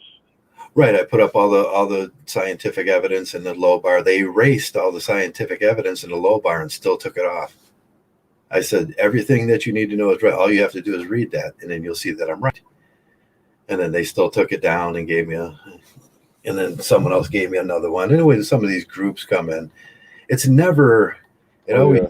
like it was never feminists that come around to take my videos down. It was some other Yeah, Mgtow. you had the Christian groups coming in. Yeah. It was he wanted to knock me off of what I was doing so they can take my spot in my viewers at that time. It's always some masculine. It was always some masculine tournamenting. Like I'll just get Trav taken down. Yeah. So like they don't want you just talking at all. They want you gone completely. Right. Because what I was saying kind And of that's actually like a woman. That's actually like a woman thinking to do that's something like female. that. SFM would call that Yeah, bitch. sorry.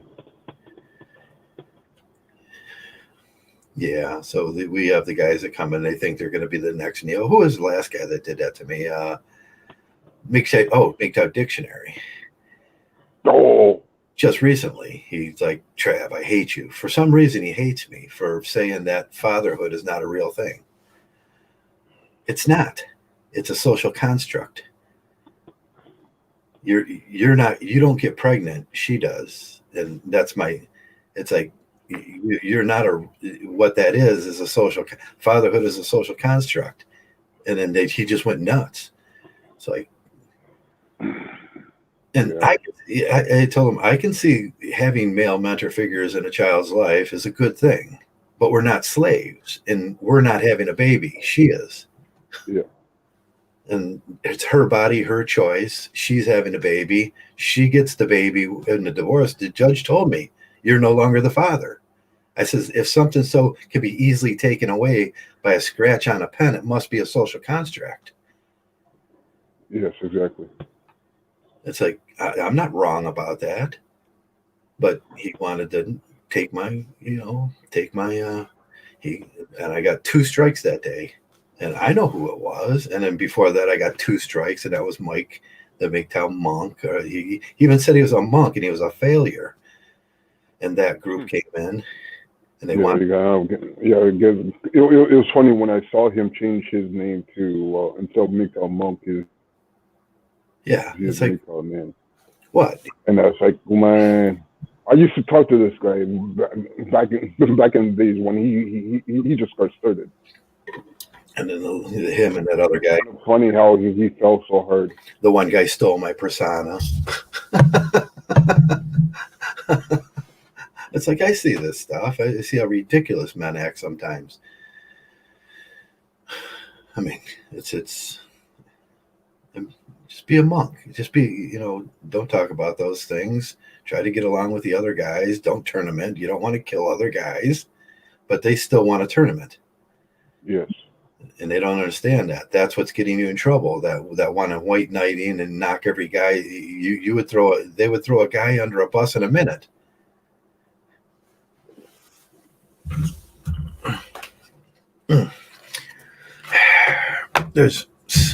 We've been around almost since 2004. We've been around 18 years. What's the date? Oh yeah, 2021. 21. Yeah, we've been on almost 18 years, coming up on 18. Yeah, coming up on 18 years, or 18. Mgtow's all growing up. It's almost an adult. I know if you're paying child support, it's like your child support payment must be done now. Yeah. If you came in, it's over now. Jesus. And even still, there's still a bickering that's going on. It's like Mgtow what it is not what it could have been. Yeah, and that's the problem. When we had the Mayor of Mgtow thing, and we went through that, and we had all these guys, the Howard Dare thing, and we had to spend years hearing his garbage, and he wasn't a real Mgtow. It's so damaged what Mgtow could have been, and that's what Messenger was saying, and Shining was saying too, and I agree with them that there's real Mgtows, and then they go, oh, that's the one true Scotchman, or the true Scotchman. No, true Scotchman's is true if it's a Scotchman, and like I said, to be a violinist, you have to play a violin. To be a Mgtow, you have to be a Mgtow. Yeah, there should be no question to that at all. There should be no question at all. That it should be very transparent, and you just say, "This is what I believe," and it lines up with the tenets of Mgtow. And what are the tenets? There's only 3 or 4 of them. Yeah.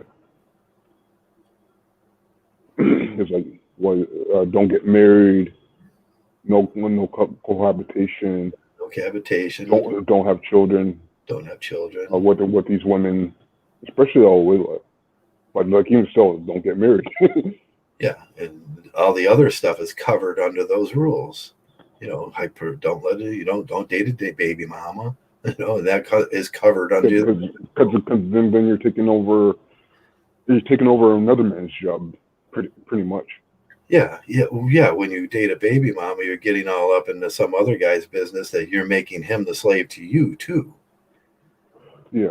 Because you're laying around on his couch now, and that makes you a part of you. It makes you a co-conspirator in it. Yeah. And them things are easy to understand. The women will come around with their sob stories and tell lies and whatnot, or they can tell the truth. Whatever, it doesn't matter. But it still comes down to the next man that comes in is still taking care of another man's children. Right. The other man could still be paying child support or some other financial support to the children or to the woman. Right. If you're another guy, the guy that comes in will also be paying too. Right. Maybe not. It all depends on the situation. Yeah. If you're sitting there eating dinner and the other guy's paid for that food, the last guy, you're a pretty shithole person. Yeah. I mean, that's what it is. If you're sitting on somebody else's couch, and that couch that the guy before you bought, you're a shithole person, and that's it. And we don't take those men in here. Yeah, because I've seen guys come around here say that, oh yeah, I chase married women. It's like, yeah, why? Culture. Like, if you know you're married, if you know the woman's married, why are you chasing? Why are you getting involved with that situation? Yeah, he just wanted. I don't know what it was. His philosophy on that was he was teaching men about Mgtow, but that's not it. No, if you don't have the moral sensibility to stay out of that thing, I mean, if you like I say, if you're eating another kid's food, you're a part of the problem. Yeah, because the thing is, if you get involved with a married woman, it's like that husband is not gonna go after his wife. He's gonna come after you because of kind of you put yourself in risk too. If that guy's it's kind of sympathy, right? The woman is not going to be blamed at all, right? So you put yourself in a dangerous situation. Put yourself in a danger. And I've heard that. I've seen every argument on every end of this. Oh, I don't need the food there, and I don't need the kids' food. It's like, no, you might be using the shower, and the other guy's paying the water bill. You're enjoying the heat, and he's paying it. There's 1,000 different little things. all it takes is just one day. One day when one guy comes home and he sees another guy in his place. I'll tell you what, in America, you guys have guns over there. It's like it's not like Canada. Actually, we're here in Canada. It's like fuck, there'll be a big fight, and like you better pray that the original guy's not bigger and stronger than you. Right. Yeah. The prisons are full of guys that walked in and found some guy sitting at their dinner table. Yeah. I know. It's unfortunate. I don't like it. It's like honestly, it breaks my heart sometimes thinking about this stuff. It's an unfair life, and you can understand why he did it. It's like, I'm not a slave. Do you think I'm your slave? Do you think I was working there for you? When I was in jail for a couple of days, I was talking to this one guy. He was a professor at a college here in Toronto. Yeah. And he was in jail here with me, and I was talking with him. And like I didn't ask him what happened. Like he told me. He told me it's like the wife was upset about something. She started throwing like dishes and everything towards him. He did nothing to her. He just blocked the attacks, everything. But he ended up in jail, and she didn't.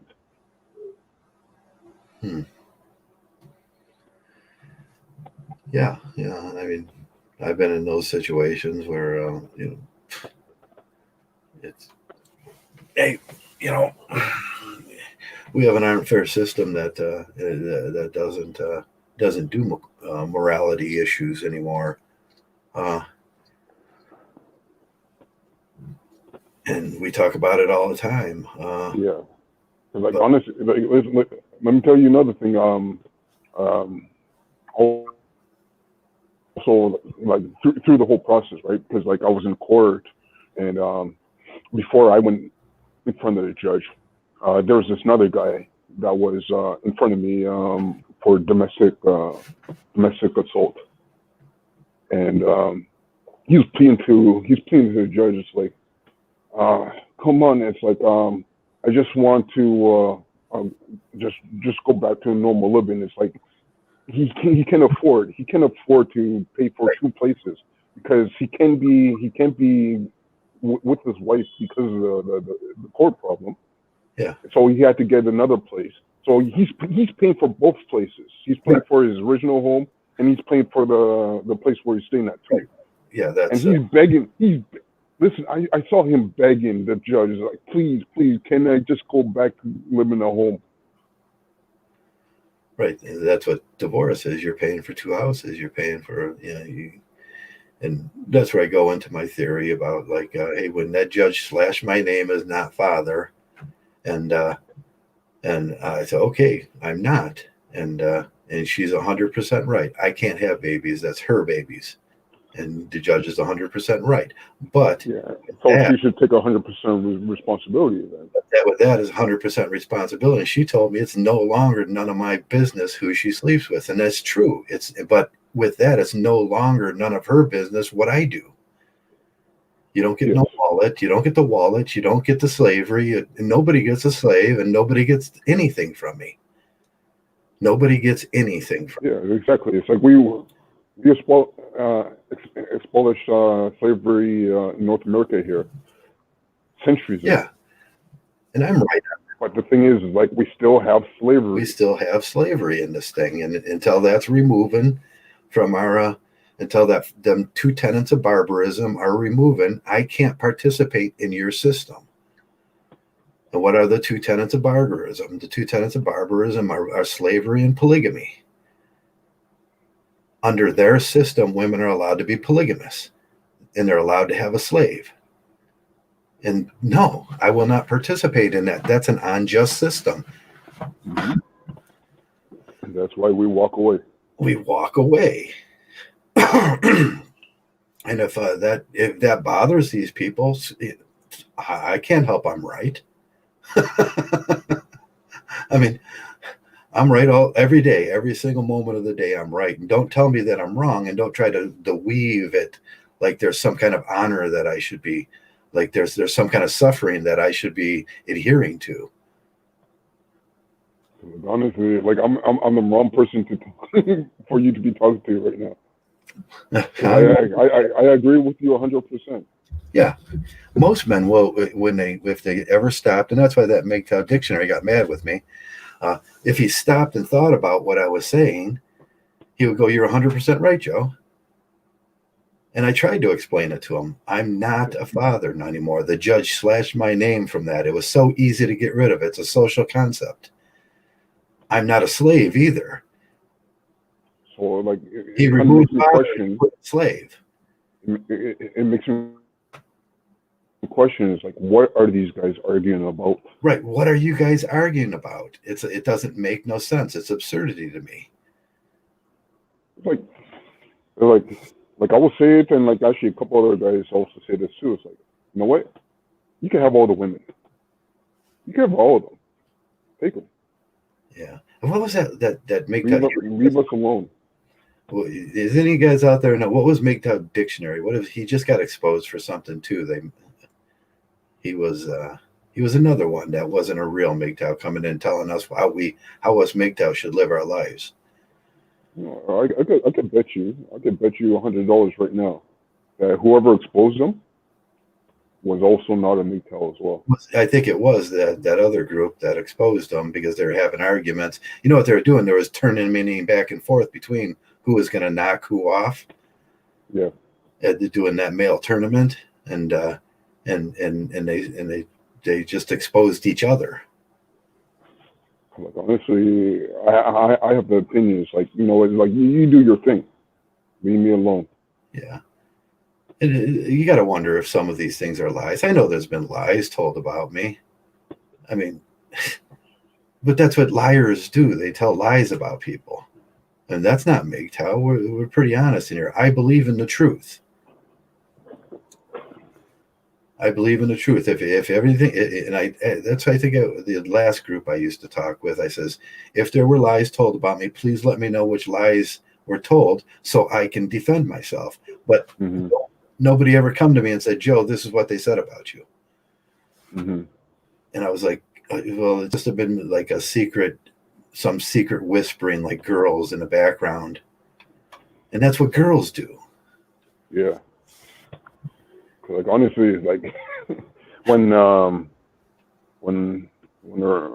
friend Staying Free disappeared for a while, I heard a lot of people talking bad about him.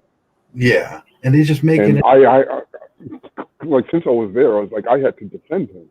Yeah, because he couldn't, like he wasn't there to defend himself. He wasn't there to defend himself. I mean, I like even still, it's like like what they're saying is like it was just not true. Yeah, I spent how many? Me, you, JK, we all spent thousands and thousands of hours talking to each other. Don't you think we know each other? Yeah.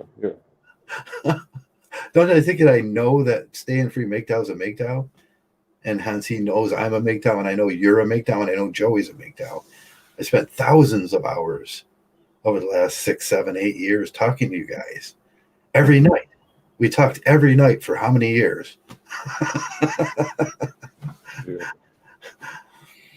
But it's that's what Mgtow's supposed to be, you know. You get together with these guys and we just talk about how. That's the thing is like because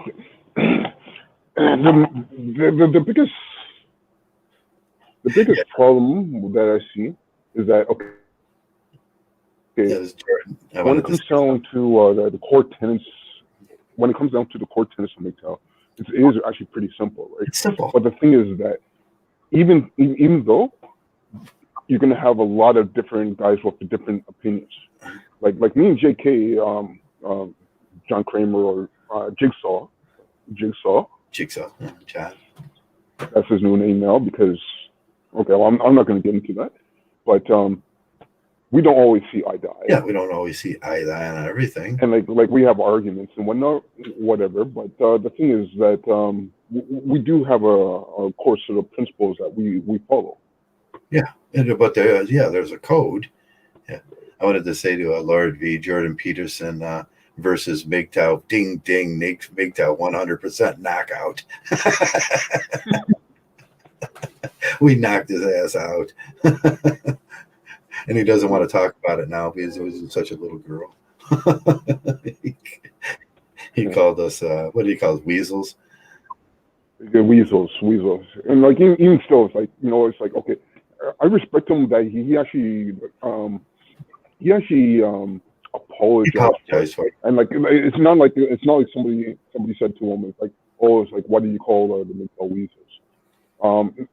The actual question was do you have something that you regret saying, like based on the information that you know?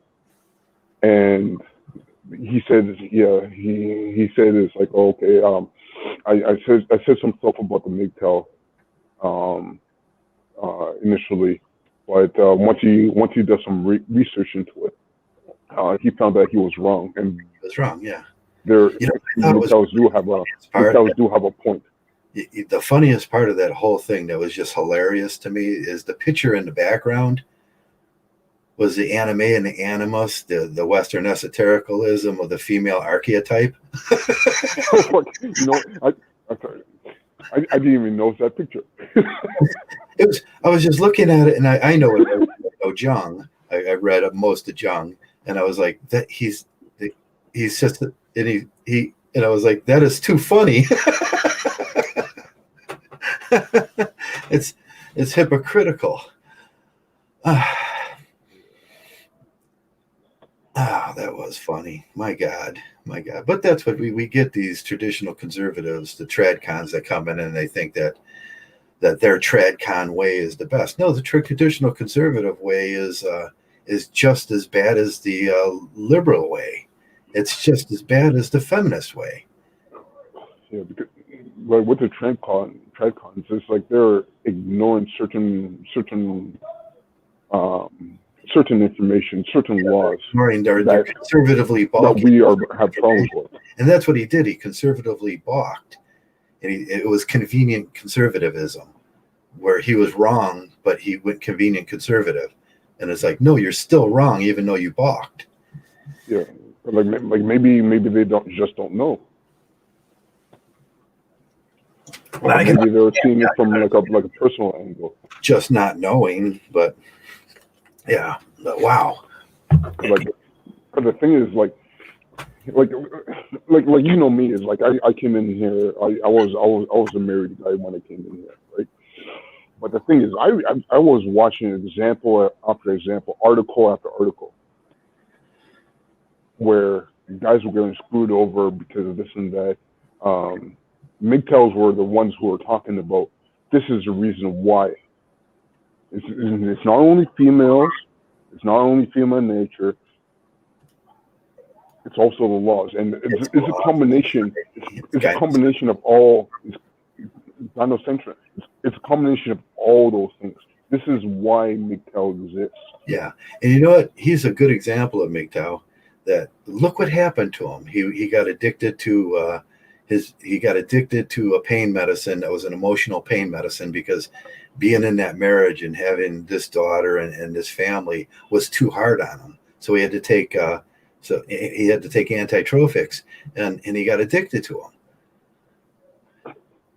And that's what we talk about. That's what we say.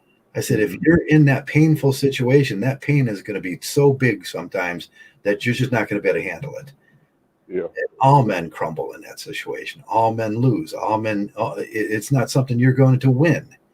You're a slave. You're subservient, and that's not in the male nature. And sooner or later, you're going to end up taking antidepressants. Or worse, you're going to end up drinking, doing drugs, end up killing, or commit suicide. Suicide. And how close was he to suicide if he was addicted to these antitropics?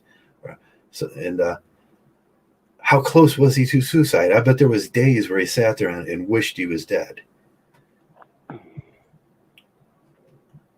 But we were wrong.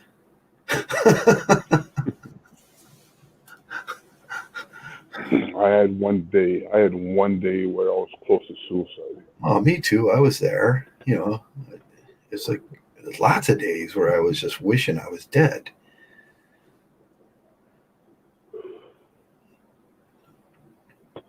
That's when I found out that the ex-wife lied to me about my child. I remember when you first came and then you were suicidal, and we sat and we talked with you for hours and hours, and like, is Rick okay? We're hoping Rick's okay. It was a struggle, but you know, at least I'm still here. Mm-hmm. You're still standing. I'm still here. I just put up my videos when I can. I talk to you guys when I can. Like I said, I do a lot more private conversation with other guys. I think that's. I wish there would be more, but you know, it is what it is. It's like I'm not going to go out and like scream out on the top of my lungs. It's like join our community. Yeah, I did that video the other day, and I thought it made so much sense. And I know people didn't understand what I was saying about people with problems. Or there's these life coaches that come around, and these are people with problems trying to tell people with problems that how to solve their problems by not having no problems. It's ridiculous. Sorry. Yeah, it's funny and it's ridiculous, and it's like that's what Howard Dare was doing, and that's what these people do. I mean, you come into Mgtow, you're a walking advisory board.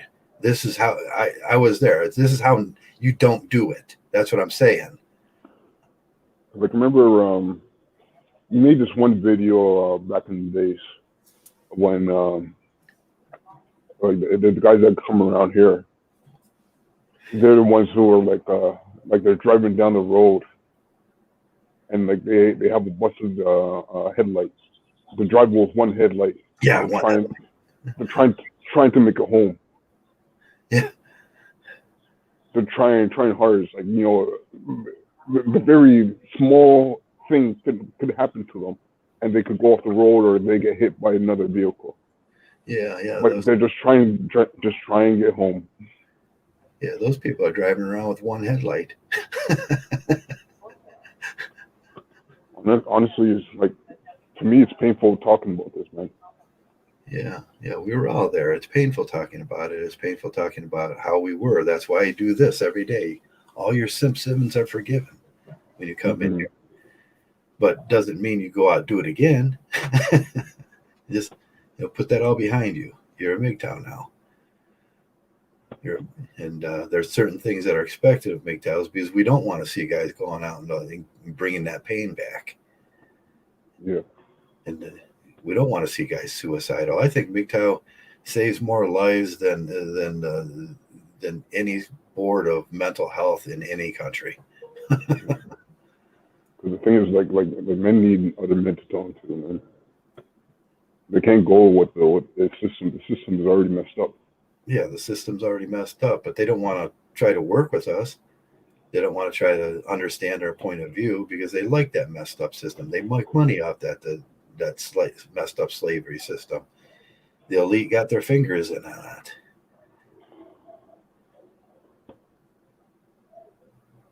All we're saying is we don't want to be slaves. None of us should be slaves. Yeah. All we're looking for is like a fair deal.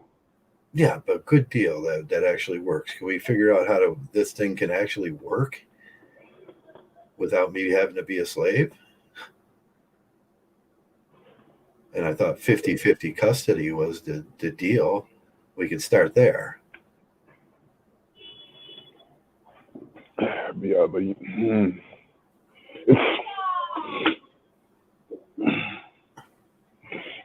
even with that, I wouldn't even agree that that's the starting point. Honestly, like, okay, well, 50-50 custody, that means you have children. That means you're in a relationship of some kind. Doesn't matter if you're married or not. Yeah. And the thing is, like, there should be like a fair deal between both parties. And honestly, like there shouldn't be a court saying it's like, okay, you can see your kid like half of the time, and she gets the kid half of the time. Honestly, it's like, that's a kid. It's like, both parents should be involved. That's my opinion. That's not Mgtow sense, but that's my opinion. Both parents shouldn't be involved. Yeah, the males, he could still be the mentor if he wants to be, but there should be an initial settlement or initial. Well, I do believe there should be an initial settlement where he gets to. It's like, are you opting out? It'd be better. It'd be better if the courts weren't involved in the first place. Right. If the courts weren't involved, in the male's like, okay, I'm opting out. I'm having a financial abortion. I'm opting out of fatherhood, and because, well, you said I'm not. But I know, but that goes along with. It's still involved with the court system. Yeah, she doesn't want me to be the father anymore, and I don't want to be the father anymore. And men that don't want to be fathers make bad fathers, and women that don't want to be mothers make bad mothers. We know that. There's so many options, like even adoption. Put a child right. for adoption. Right, we made a mistake, and there are Moses laws. If that's all you want to practice as a male is your right to Moses laws and stuff like that. It's like, okay, there was a mistake made. She said she wanted to be a mother, but she doesn't want to be mother. She wants to be a whore.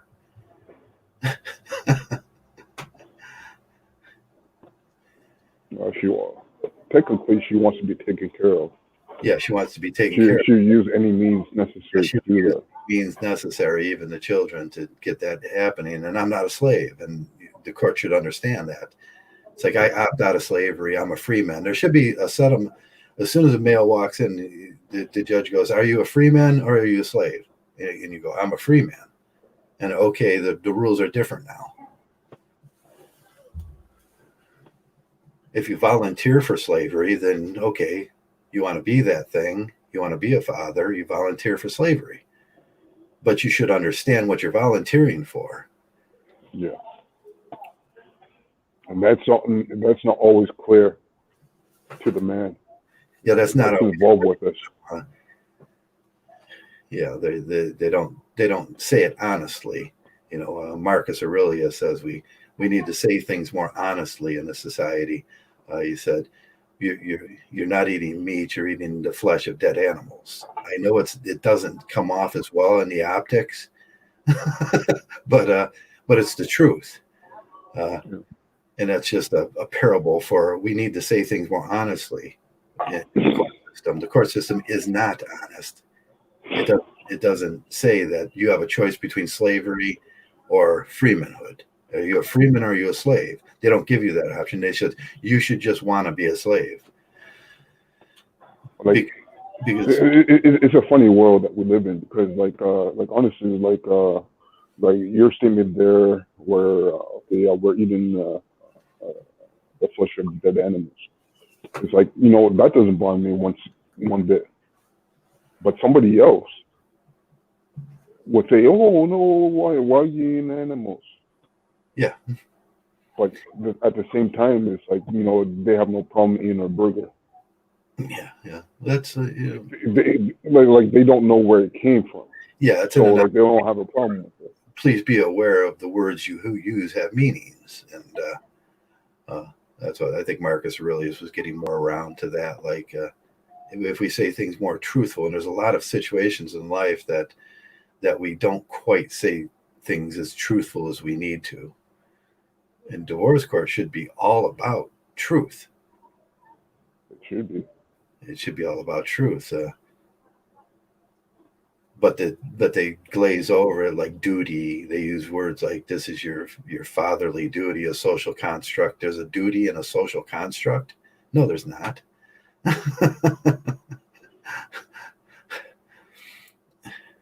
Hold on, because I think Joey's a little bit too quiet here. Yeah. Are we live? Yes. What do you think, Joey? Because you never had children, and you're never close to having children. Yeah, what do you think about the conversation?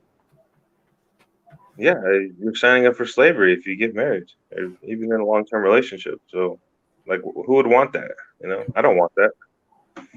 So, I mean, I would think most men wouldn't want that, but I think I'm starting to think some people do want that. Yeah. Yeah. Yeah. And just because they want it doesn't mean that you should want it too. Or it becomes, what do they call that? The social contract. That is not a social contract, and it shouldn't be part of a social contract. Just because they want that, they want to be the slave, doesn't mean that you want that. It's like, that's ridiculous. You should always have a choice. Yeah, and I think they think that they're more masculine or more of a man for taking on that role. Right. They think that's masculinity is right. Well, you right. know, right. subservience and slave and suffrage. How much can you suffer makes you a man. Right. That's the Christian principle. It's long suffering and long suffering. Yeah. Being more like this imaginary figure that never existed. Yeah. When true honor comes from Dharma, it's like it's like the field of honor. Yeah. And it's like, okay, we'll fight over this. And that's the way I feel about it. Is like anybody ever tries to push me into the slavery system, we're going to fight. And I will fight to the death over that one. And because 865,000 people in 1860 fought to the death over that. Oh, shit. What time is it? Sorry. Sorry to interrupt. Yeah, and incidentally, we were supposed to cure it at that point. That was supposed to be the cure. The Civil War in America was supposed to be the cure for a lot of the world's ills. The men died for that. They died for two tenets of barbarism, slavery and polygamy. They said you cannot be polygamous in America and you cannot be a slave. And you can't volunteer for it either.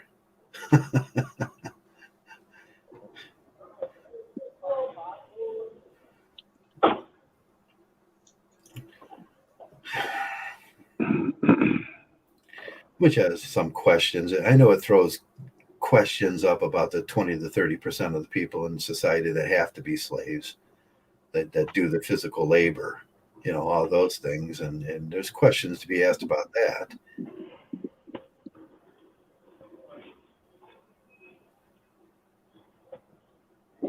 But the things we need to talk about, not we in North America and America, we have the right to regress our grievances. For 20 years, for 40 years, for almost 60 years now, men's rights has been trying to redress these grievances. And we've been, they said, no, we will not do that. We like our slavery system.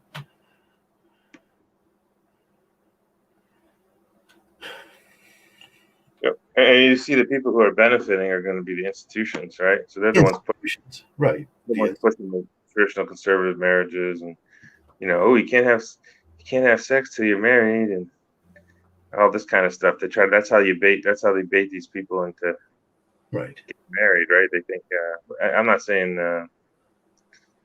generally try to be careful any kind of relationship with anyone,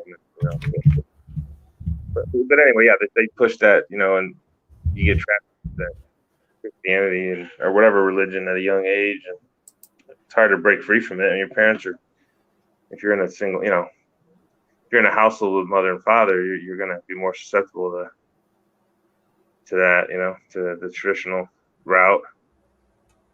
I don't know. There's a lot of traps out there, like you said. The people that are benefiting, are churches, the government obviously benefiting from that.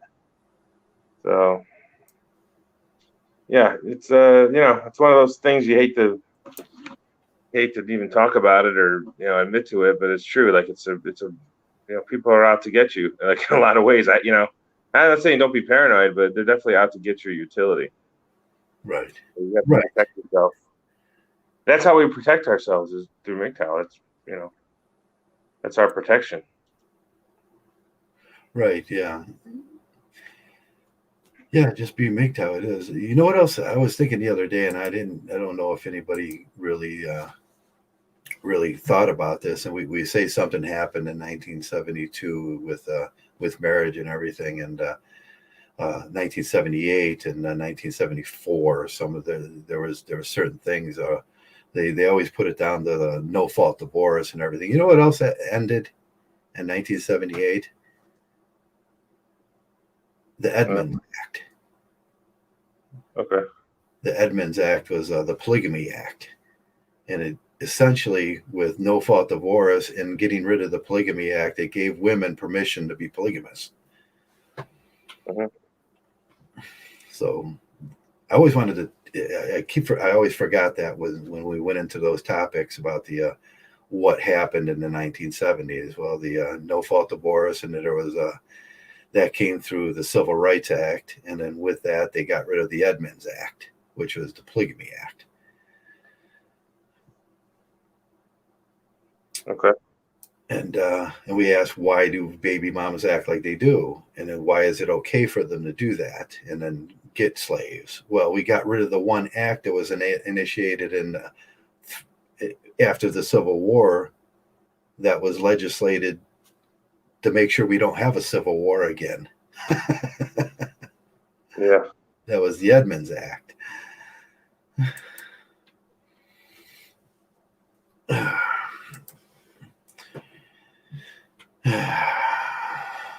They'll get it. I mean, just little by little, people will start getting it. Yeah, and it's taken a long time to. Yeah. Wow, it's like.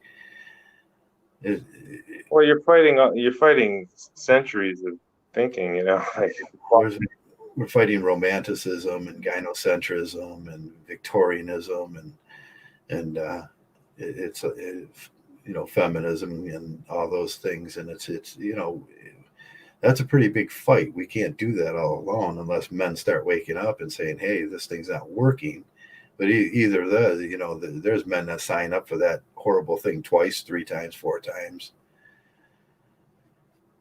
Yeah. It's like that's what cracks me up, are the ones that have had multiple marriages. Yeah, that's funny. It's like, you know what it is? They can afford it. It's not. Yeah. Slavery comes through debt, and you become a slavery when you become indebted to the HHS system for child support and that stuff. If they can afford it, then they never become a slave. So they do it again because of the benefits of the split V. Mm-hmm. So the elite can afford not to become a slave, and yeah. And we're making money on interest. That's what they're making money on. And let's just be blunt about it. That's how they're making their money, is through interest. Right. And through, evading taxes. Evading taxes, yeah. Even the Health and Human Service System is designed to put you in slavery. You get into that system, like 89 to 90% of those men are automatically put into the rears under child support. And that means that the system gets money from the government in a double pay, and then they pay themselves more. And then they ask you for that payment. And then you get put into debt, which is the rears. You are in debt, and then you become the slave. And it always works out that way. But that's what slavery is, that you owe somebody something, and they feel that you should work for them for free because they feel you owe them something. And until the world wakes up to that fact, I don't know what we can do. I mean, how do you explain to morons that they're morons? You can't cure stupid. Well, like those guys that believe in fatherhood. Yeah, they believe in fatherhood so intently they disregard it, that this is what they are. Yeah, they don't. They think. Yeah, it's really weird. If anything, not being like. So the whole opposite of no such thing as fatherhood, there's actually more responsibility on men, because now you're responsible for as being a good role model for all the other people in the community. So there's actually a greater responsibility. Well, yeah, accepting the fact that you're not a father that had one child, instead you're a role model to the community. Yeah. Like there's a greater responsibility there. Responsibility and manliness than just being what they tell you. I mean, we're soldiers, we're police, we represent our community, we take care of our community. Them things are highly important, or else this thing falls apart. Mm-hmm. I just was going to say something. I can't remember what it was. I forgot. Yeah.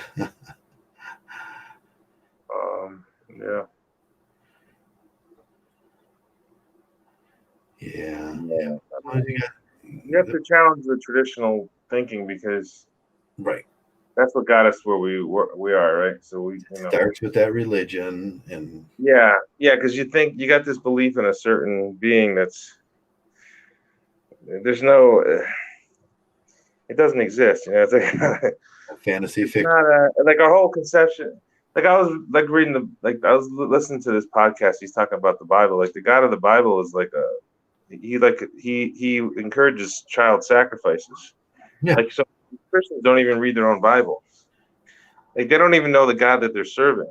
Yeah. I don't talk about Christianity because I used to be one, but their own God like demands all these obscene, all these crazy things, like giving your life away to the entity that's not even real. Because it's not real. It's the same thing with these aliens, like these people that believe in UFOs and aliens. There's many ways to. They're so fucking ridiculous. Like, there's no evidence. Like, you're wasting your time. You're better off just improving the quality of your own life and thinking about things like here and now. Like, that's how they get you too. Is the whole thing about this eternity and afterlife. Yeah. What is a religion? A religion is a social system that's set up for people that are non-contacted and don't believe in the things that they believe in. But in that sense, it starts the delusion of that fantasy fiction land, and we wonder why all these people are delusional. It rolls right up into our Congress and our senators, and they believe in that thing, and they believe in things that aren't real. And then all of a sudden, is it any surprise that 98% of them are married? 98% of them, and it's like they have to be Christians, some kind of Christian, some form of Christian to be the president. Yeah. It's like it's a mass delusion. It's a folly de family. It's crazy. They're crazy. They admit the stuff that, like, they don't talk about that stuff. They don't talk about the child sacrifices and right.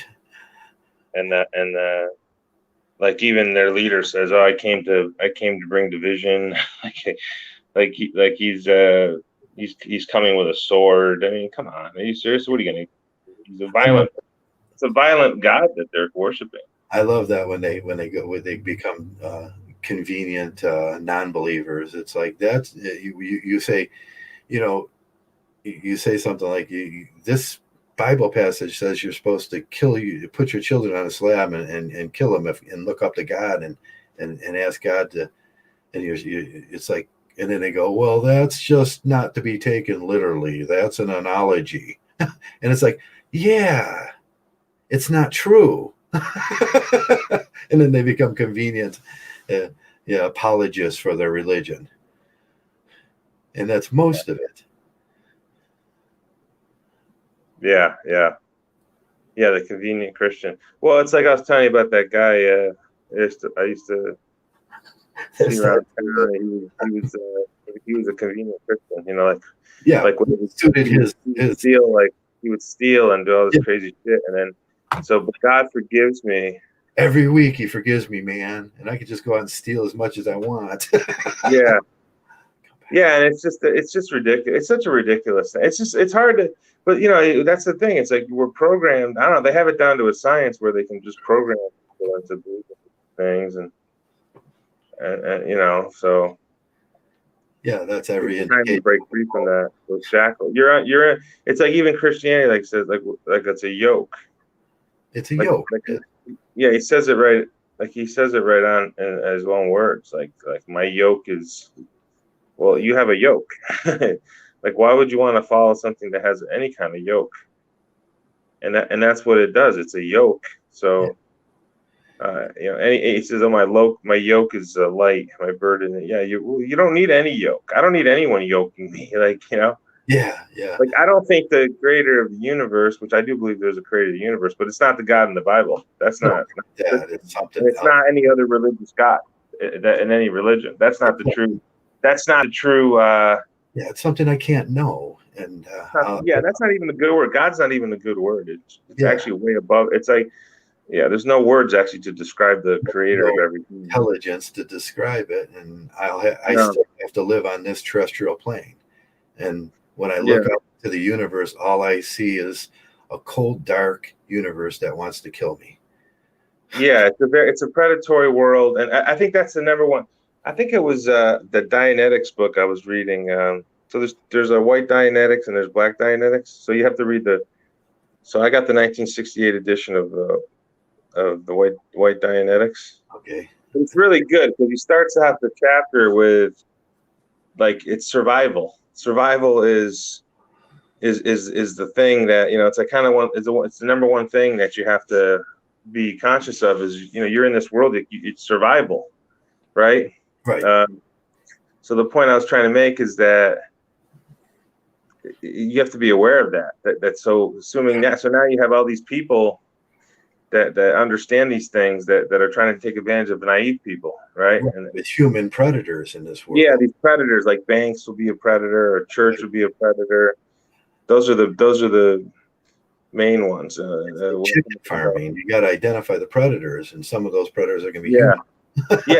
So part of your survival is to understand your environment and understand what's happening to you. They're trying to get you to think a certain way so they can control you. Right. Yeah. And of course, the predators want to keep stealing the chickens that you do the work for because they like eating them. That's why the stock market drives me crazy. I always talk about it, but I mean, I've been doing good this month or this year. I've been doing good so far, but I know it's a bunch of nonsense. It's not going to be in my long-term plans to invest in it. And if I do, I have a good strategy. What is the other? But it's a predatory thing. It's a predator because these guys that are chirping now because the market's at an all-time high. Yeah, you ask them. Look up March of 2009. Look at the stock market then. Just when you get a chance to just research that date, March 2nd, 2009. All the stocks were like all-time lows. It was like a terrible time to. So you're talking stock market's been around 100 years. Yeah. So up to that point, like you would have lost money. Now the last 10 years have been like bust, like bull markets, right? So, but people weren't chirping in 2009. No, money in 2009. Yeah, but you know what the rich did? They bought up everything because there's people that panicked, and I knew some. Back to stock that people lost on, and right. They bought up everything really cheap, and they made their money 5 times because the stock market was around 6,000 in 2009. We lost the little guy, the guy that invested in. Yeah, it's the little guy that lost his job. It's the little guy that didn't properly plan. Didn't have enough liquid cash to cover his bills. They're the ones that lost. But then they panicked. The government wasn't giving us a bailout that we could just back into our That's so they buy everything for pennies on the dollar. They buy everything pennies on the dollar. And that's what they do, and they continue. They just repeat. Repeat. That's what rich people do. That's what the people, they just are constantly taking advantage of the little guy, and they're going to keep doing it over and over again until the little guy understands what's going on. And really, what it comes down to is really walking away from it. Me twice in my life. Enron happened to me, and I lost everything, and then the stock market crashed, and I lost everything again. And it's like, hey, how many times can I lose everything before I understand what these people? Right. That's what they're all about. They're all about finding. Actually, they create the dips. They create the panic through the media because they can take any stock down. They can just print an article. They can print an article. They can do, they can create all this disinformation. Right. And then that'll get enough people to panic and sell something. Right. They control everything. They control it.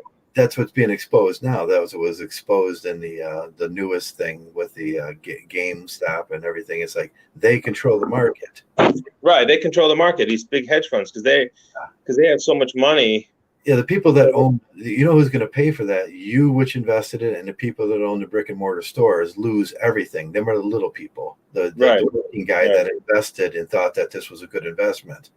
The people on the other end, that money doesn't disappear; it just goes somewhere else. Right. That's what these people that think, oh, I made all this money in the stock market. They never tell you when they lost money though. No, they never. Yeah. So anyway, it's all so that's okay. So okay, they're gonna do the little games, but so you decide you're just gonna walk away from it. You're not gonna participate. You're not gonna get that mortgage that's charging you interest. You're not gonna, because really, all it is when you get a mortgage, you're just managing the property for the bank. That's all you're doing. Managing the bank's property, making sure they can read after they take it from you. Right. You're just keeping the Ponzi scheme going. Yeah, you're keeping the Ponzi scheme going, and that's what taxes, and that's what the company store policies with. Right. Insurance companies love it because they're making money on it. Yeah. And then the government continues taking that money even after your house is no longer in commerce.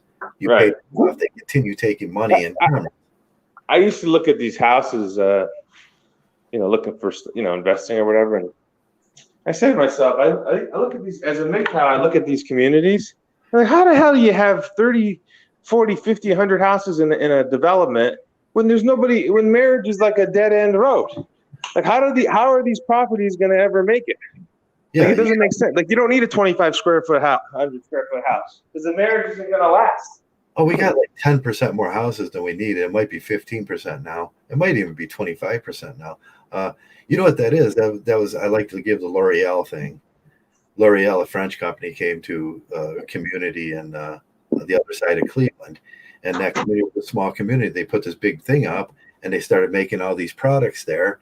And then 10 years later, after everybody was comfortable and they got their loans, L'Oreal invested all in the loans in the community, and then they moved the company, and thus all the loans defaulted, and it was the company's store in a different way. Yeah.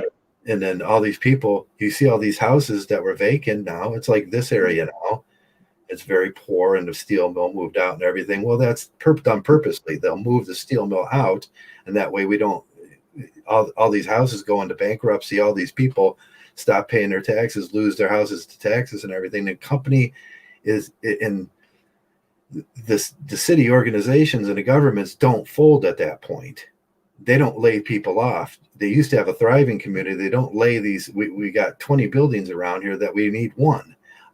They want their money, and then they start sucking everything up, and it's just recidive poverty and debt. Yeah, based on their greedy agreements with these corporations like GM and Ford and steel mills, and they'll just plant one of those things in a community and say, you guys are going to be safe for the rest of your life, and you won't. Yeah, exactly. You can't assume, right. You're just assuming they're giving you this false. Yeah. It's the same thing about fantasy fiction. If you think you're going to go from age 22 to 62 with no health problems, no life problems, like you think your company is going to have you employed for 40 years straight, because you're so special, you could be doing a perfect job and doing a great job, and they could just be like, oh, well, I don't like you. One day, I don't like this guy. Let's get rid of him. Yeah, like I said, I did everything right. Right, you did everything right. That's why the whole thing about reaping what you sow. Remember, I challenged that reap what you sow thing. Oh yeah, I thought about that again, and I think I'm right. I think reaping what you sow is a bunch of bullshit, because you could do all the right things and things don't turn out. You tell me that's not reaping what you sow. Yeah, I mean, maybe in nature there's some truth to it, and having a good work ethic always makes life. You're gonna have better chances for success. But you know what I mean. You did all the right things, and it still didn't turn out the way you wanted it. Right. Yeah. When I was slated for when I got slated for what do we call it? The disposable male. I was slated for the disposable male, and they took everything. Right. They're trying to do that to me now. I got this young punk manager, little bitch, and I just wasn't going to be that guy. You don't talk to me that way. And I'd never been fired from a job. So I had a decision to make, and I just said, well, I don't think I want to do this. I don't want to work for an unethical company. And as a Mgtow, had that option. And if I was married with children, I wouldn't have that option. I might have had a heart attack, or I might have ended up really getting fired because I would have told this guy to F off. Yeah. And it's unfortunate I didn't interview with this guy. He just happened to, he became my manager, because my manager left the company. Right. So, yeah, it was just, it's just you get in those situations, unfortunately, in life. I mean, obviously, you need a job. Most of us at least need a job to get through life. But, boy, when people start disrespecting you at work, and, that's not a good place to be, and that shouldn't happen, Right. Yeah. Yeah. I don't put up with that stuff. And that's one of the main reasons why I do my thing where, who do you think you're talking to? Because I put an end on that. I can go, but you're not going to talk to me like that. No, I don't know. I kind of kick myself for, I mean, I was making a lot of money, and the job was easy, and I was producing, and they still were not happy. And they weren't happy. You weren't good enough, Joey. So I had a decision. Yeah, I mean, I just wasn't going to put up with the buffoonery. I guess I don't know. Yeah, I might have. I mean, the move is really to just get another job before you quit. Yeah. That's really you can never be good enough in a company that's never making any money, and that's what they'll tell you. I pulled an Mgtow on them, but I saved my money, and I don't need a lot to get by. So that's why I made the decision. I didn't want the stress. This guy really bothered me. He's really annoying. He cheated to get his job. He had no talent. He's just a little bitch. And I'm like, you know what? Forget it. I'm done. I don't need this guy. I don't need to work for this fucking bunch of people with no integrity. Yeah, you didn't take my advice and leave the time bombs.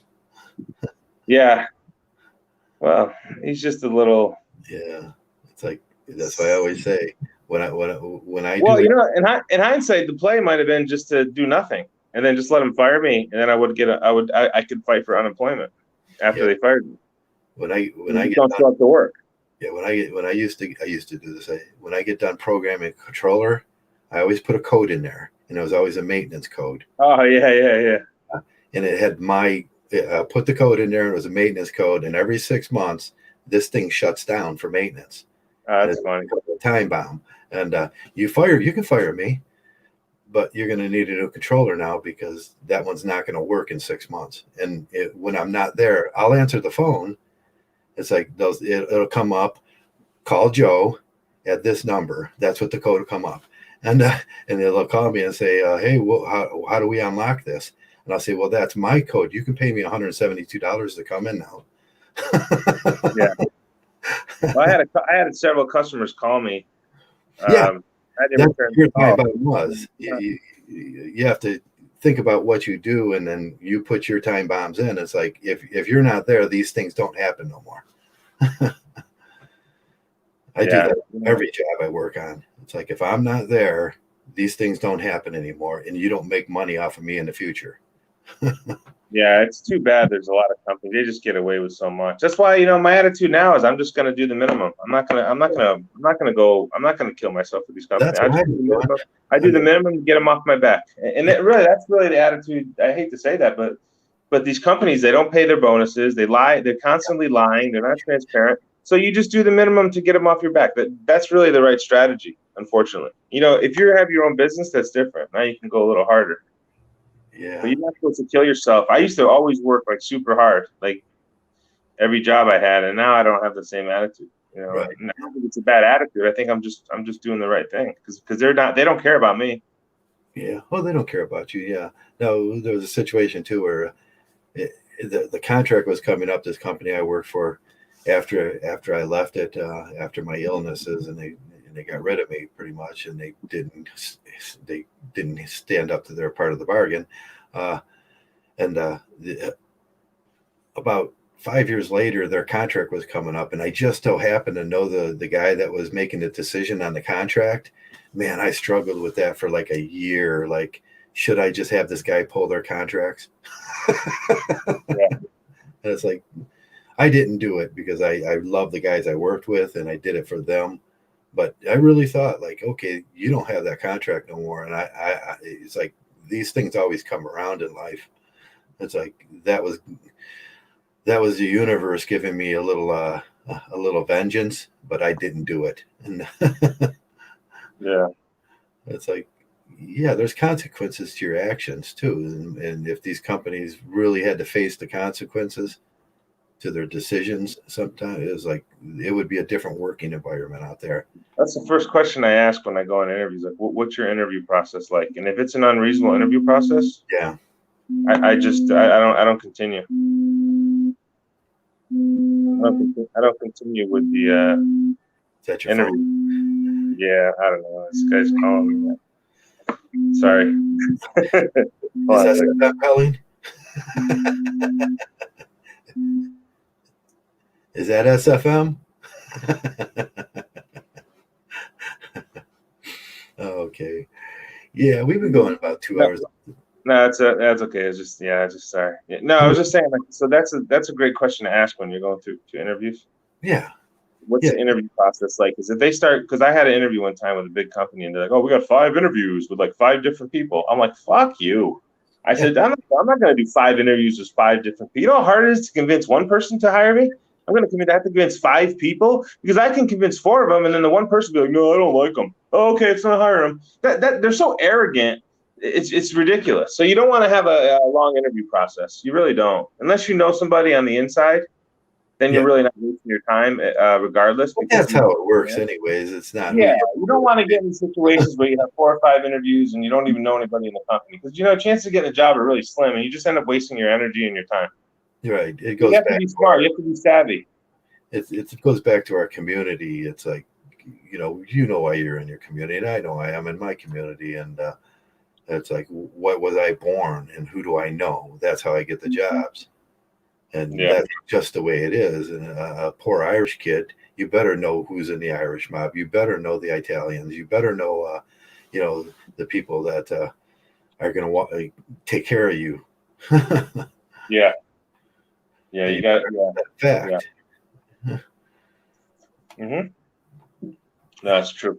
And it's a fact. It's just a fact. And people complain about it and everything, but that's the way it is. But a lot of these young guys, they don't even understand that. They're so stupid. I mean, they're all Justin Bieberized.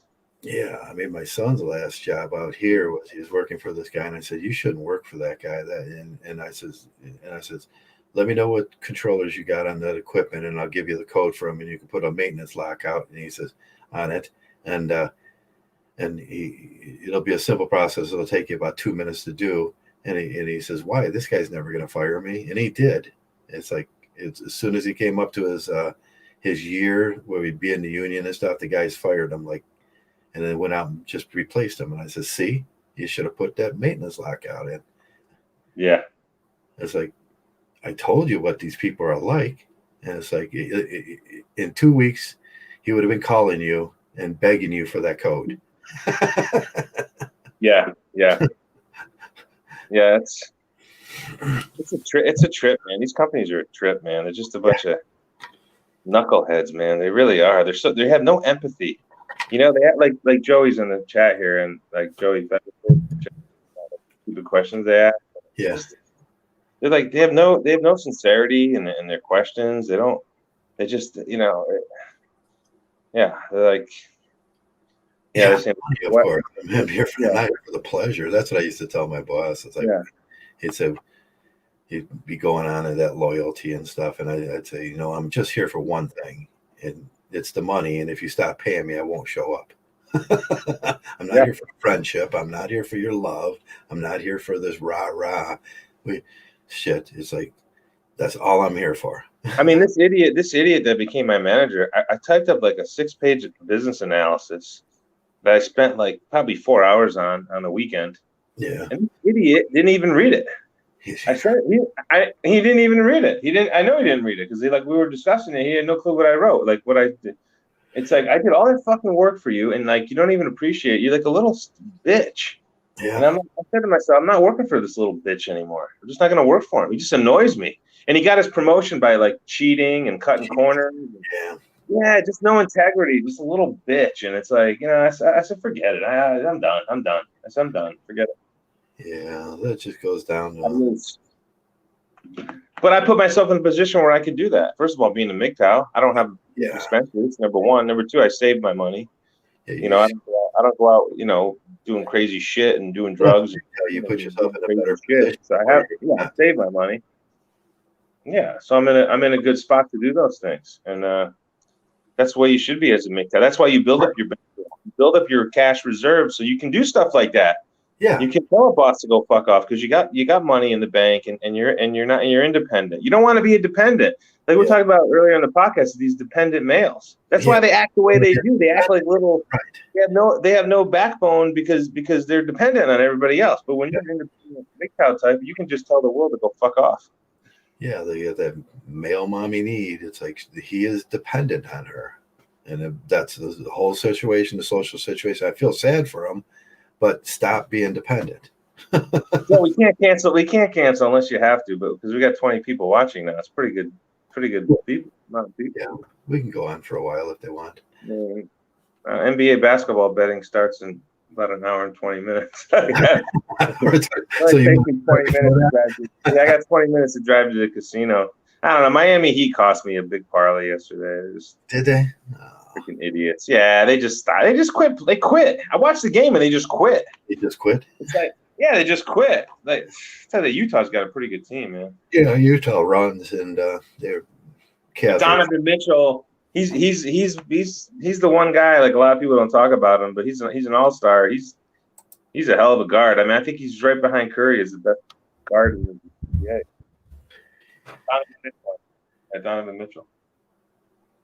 Okay. Oh boy. Anyway, you got to run. You got to run. That's okay. But no, I'm okay. I was just looking at the Cavaliers are playing the Clippers tonight. It's like yeah.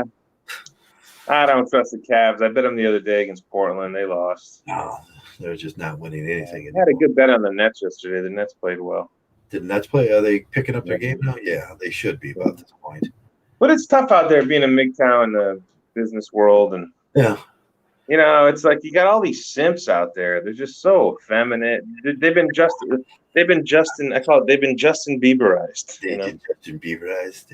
Yeah, they're like these effeminate guys and you know, and then you got the women that just didn't do shit. Like these women are not industrious hardly at all. You know, they just cut corners more than anybody.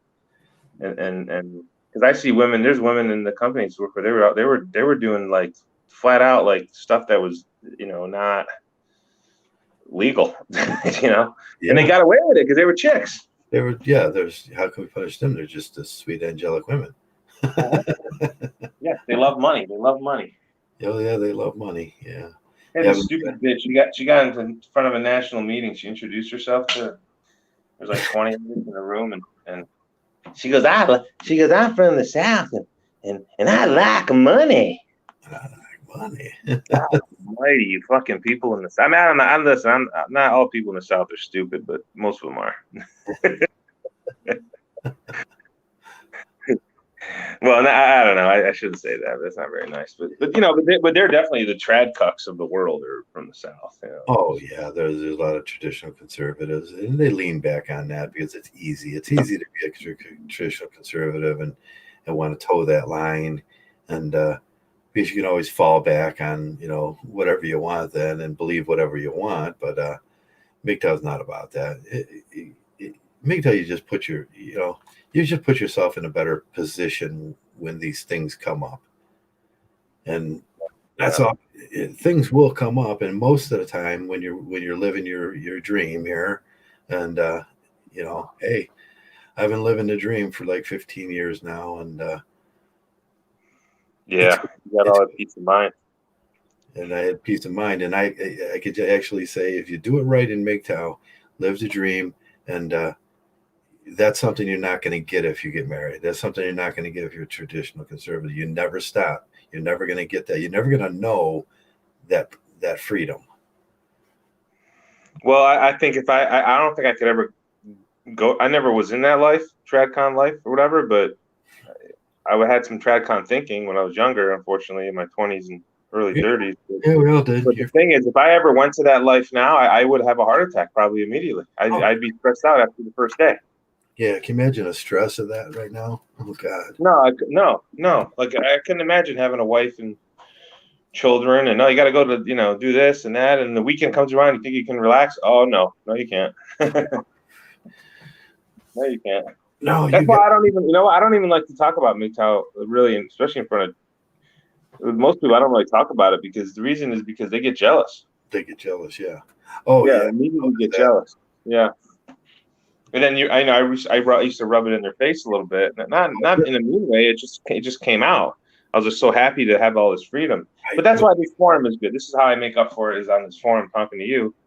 But when guys find out that, oh, here's a guy that's single, he's educated, he's got a couple of houses, he's got this and that, whatever, and freedom to move from coast. I mean, I moved coast to coast. I mean, the last 10 years, I've moved coast to coast like 4 or 5 times, just because I can. And so when these people find this out, they take it.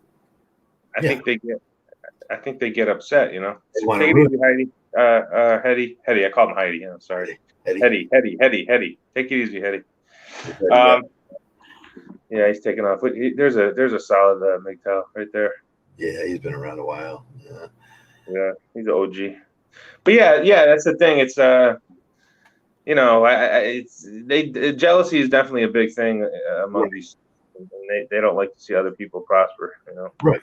Yeah, they don't, and they, like I said, they'll try to ruin you. They'll try to ruin anything that you got going on because of jealousy, and that's part of getting rid of that. As Mgtow, we get rid of a lot of our jealousies about it was hard for me too at the beginning. Like I say, with my wife, my ex-wife, it's thinking about it differently, thinking about men, the way I deal with men differently, and not being so, we see it around here when the men compete with each other. They want to knock each other's channels off. And the biggest detriment to Mgtow is the new Mgtow coming in and just trying to kill everything around them because they're jealous about it. But people do that in general. I told you the book, The Dark Side of Human Nature. Yeah, I got to look into that. Yeah, and I think everybody should read one of those books. And they're hard books to read. And there's a few really good ones that'll tell you all about the dark side of human nature and what people really want from you. And they want something, and they're jealous, and they're spiteful, and there's thieves, and there's predators out there, and I just call them nowadays predators. Until you prove you're not a predator, I would consider every person I meet a predator. Yeah, I think that's a good strategy. It's definitely, you've been through the wars, so Yeah, because I had, especially your own family. Right. Your own family that does it. That's what got to me. It was my own family did it to me. Yeah, mine too. Yeah, that was the most disappointing thing for me. And then when you find out what they're doing, they get upset. Then they get upset that you've exposed them. Hey, it's not my problem. That's what RP's saying. It's not my problem. I'm not gonna. You can fool me. You can fool me once. Can't be fooled again. Remember George Bush? Can't be fooled again. Yeah, you fooled me once, but I can't be fooled again. It's like I can't. He didn't even know what it was. Yeah, he didn't go to. He didn't earn his Harvard MBA. No, that guy was a bonehead. That guy just like sign here. Okay, here's your MBA. Yeah, he had Dick Cheney to do everything for him. Yeah, he's another psychopath too. But, yeah. Oh. But yeah, it was. That was the first. Something else when your own family does it to you. It's like you don't see it coming, and that really hurt. That really hurt me, man. Like my own family. It's like wow. Yeah. It wasn't my parents, or it was two women. It was two women. Yeah. It cracks me up. The conservatives. Bill Clinton left office. He left a zero debt. There was no deficit at that point. George Bush gave us $11 trillion and they're like, these people are fiscally conservative. Yeah, it's all. Now it's 23 trillion. Obama gave us 8, and I think it's a puppet. I think it's a puppet office anyway. It's a fluff office. It's just a puppet office, though. I don't think there's any real power. It's like between Trump and Bush, they gave us $18 trillion worth of debt, and they're the fiscal conservatives. There's a video. You should look it up. There's a banker. He's telling Reagan to speed up his speech. Yeah. It's just a guy. Nobody knows him. No one's ever seen him. Only time I think he's ever been on camera, and he's telling, like, Reagan's looking at him, and he's looking at Reagan. And he goes, "Okay, speed it up. We gotta get, we gotta get going." And I guess they identified him as like a real wealthy banker guy. It's the most hilarious video. So it's like, you see what I'm saying? It's like so it's kind of a puppet type. Yeah. Author. Yeah, the dark side of human nature. People should just read it and say, okay, that's, there's two parties there. They're two sides of the same coin, and they both have no good interest for you. As a Mgtow, that's where you should be, just centered in the middle, where all this other garbage that's going on doesn't affect you. Right, that's what I do. I center myself right in the middle too. I don't. Right. When they say center yourself, Mgtow, they really mean center yourself. Yeah, I'm not going to be a part of any group. Oh man, that fucking light's in my eye. Yeah, I don't want to be part of any group. It's like, except for Mgtow. We're in the group. It's called Mgtow, and we got some different thoughts about how things work. Yeah, no, we're on the right track. I mean, we're on the right. We're the only ones that are right. Yeah, I think so. Yeah, because we don't take advantage of anybody. We're not trying to prey on people, and that entryism comes to Mgtow to visit us. The Trumpists and the alt-righters came, and then the mad salesman came, and the real estate guy came, and the next Neo came, and they all were selling something, and they all stole something from us. Anytime that stuff comes, man, we just gotta remember our Mgtow at that point. Man, we should have so much built by now. We should have a Mgtow town hall somewhere. There should be like systems built, and there's nothing. Uh-huh. Yeah. Yeah, and I think that's on purpose. We get these trad cucks come in, and they see us as targets, and they want to get us back into the slavery system. And that was the Howard Dares and all those guys that took from us. This is Howard Dare. Thanks for stopping by. We're slopping by. Because I like money. I guess I could use some money if you want to donate. I like money. Yes. What a goofball. He's fucked up. He's messed up, man. That guy's really messed up. Like, he was doing all his videos, right? We all thought he was a single guy and stuff, or was divorced or whatever, and he went Mgtow, and meanwhile he's got this like he's got like 200-pound linebacker wife. Yeah, he plays linebacker for the New York Jets, and isn't she? She's like back. Yeah, she runs a 4.5 40, and she just hits hard, and she's 200 pounds. I mean, she's fucking damn. She's pretty good. Howard Dare married her. She's an asset. She's an asset. Yeah, so Howard Dare, something else. Yeah, but anyway, it's funny. Like, you ever listen to Howard Dare? Like, he would do like the same video in like 100 different like ways. Like, he'd do the same video like 100 different. It was always about Trump being great, and and right. He was another Trumpite. Yeah, and he would just say like, oh, he would preach the same thing. It was just every video was the same, which is different delivery and whatever, different pictures and So he's a piece of work, that's for sure. Good old Howard Dare. Thanks for stopping by. I think it was somebody in the chat was talking about in our hangouts how Dare used to like say, "Oh, why don't you guys be part of my research team?" or something. I don't know if you remember that. Do you remember that or no? Because he wanted to try to get some topics going, or like he wanted people to be on his research, the Howard Dare research team.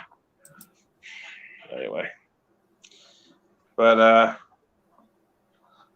yeah, I'm glad you started doing these podcasts again, because boy, it was getting really bad. I mean, I'm in some hangouts that are really good, but sometimes Jeff's all the way a different time zone and all this stuff. He's hard to, I don't talk to him as much as I'd like to. And so it really helps me to kind of think about things and hold myself accountable too, like not to fall into those traps. I'm sorry, I'm looking for that book, so just keep going. Can you see it when I click off?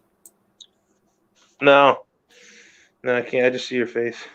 Okay. I was wondering if you showed up. I'm in a different page now. Perhaps I'm gonna be like heartburn and start hunting unicorns.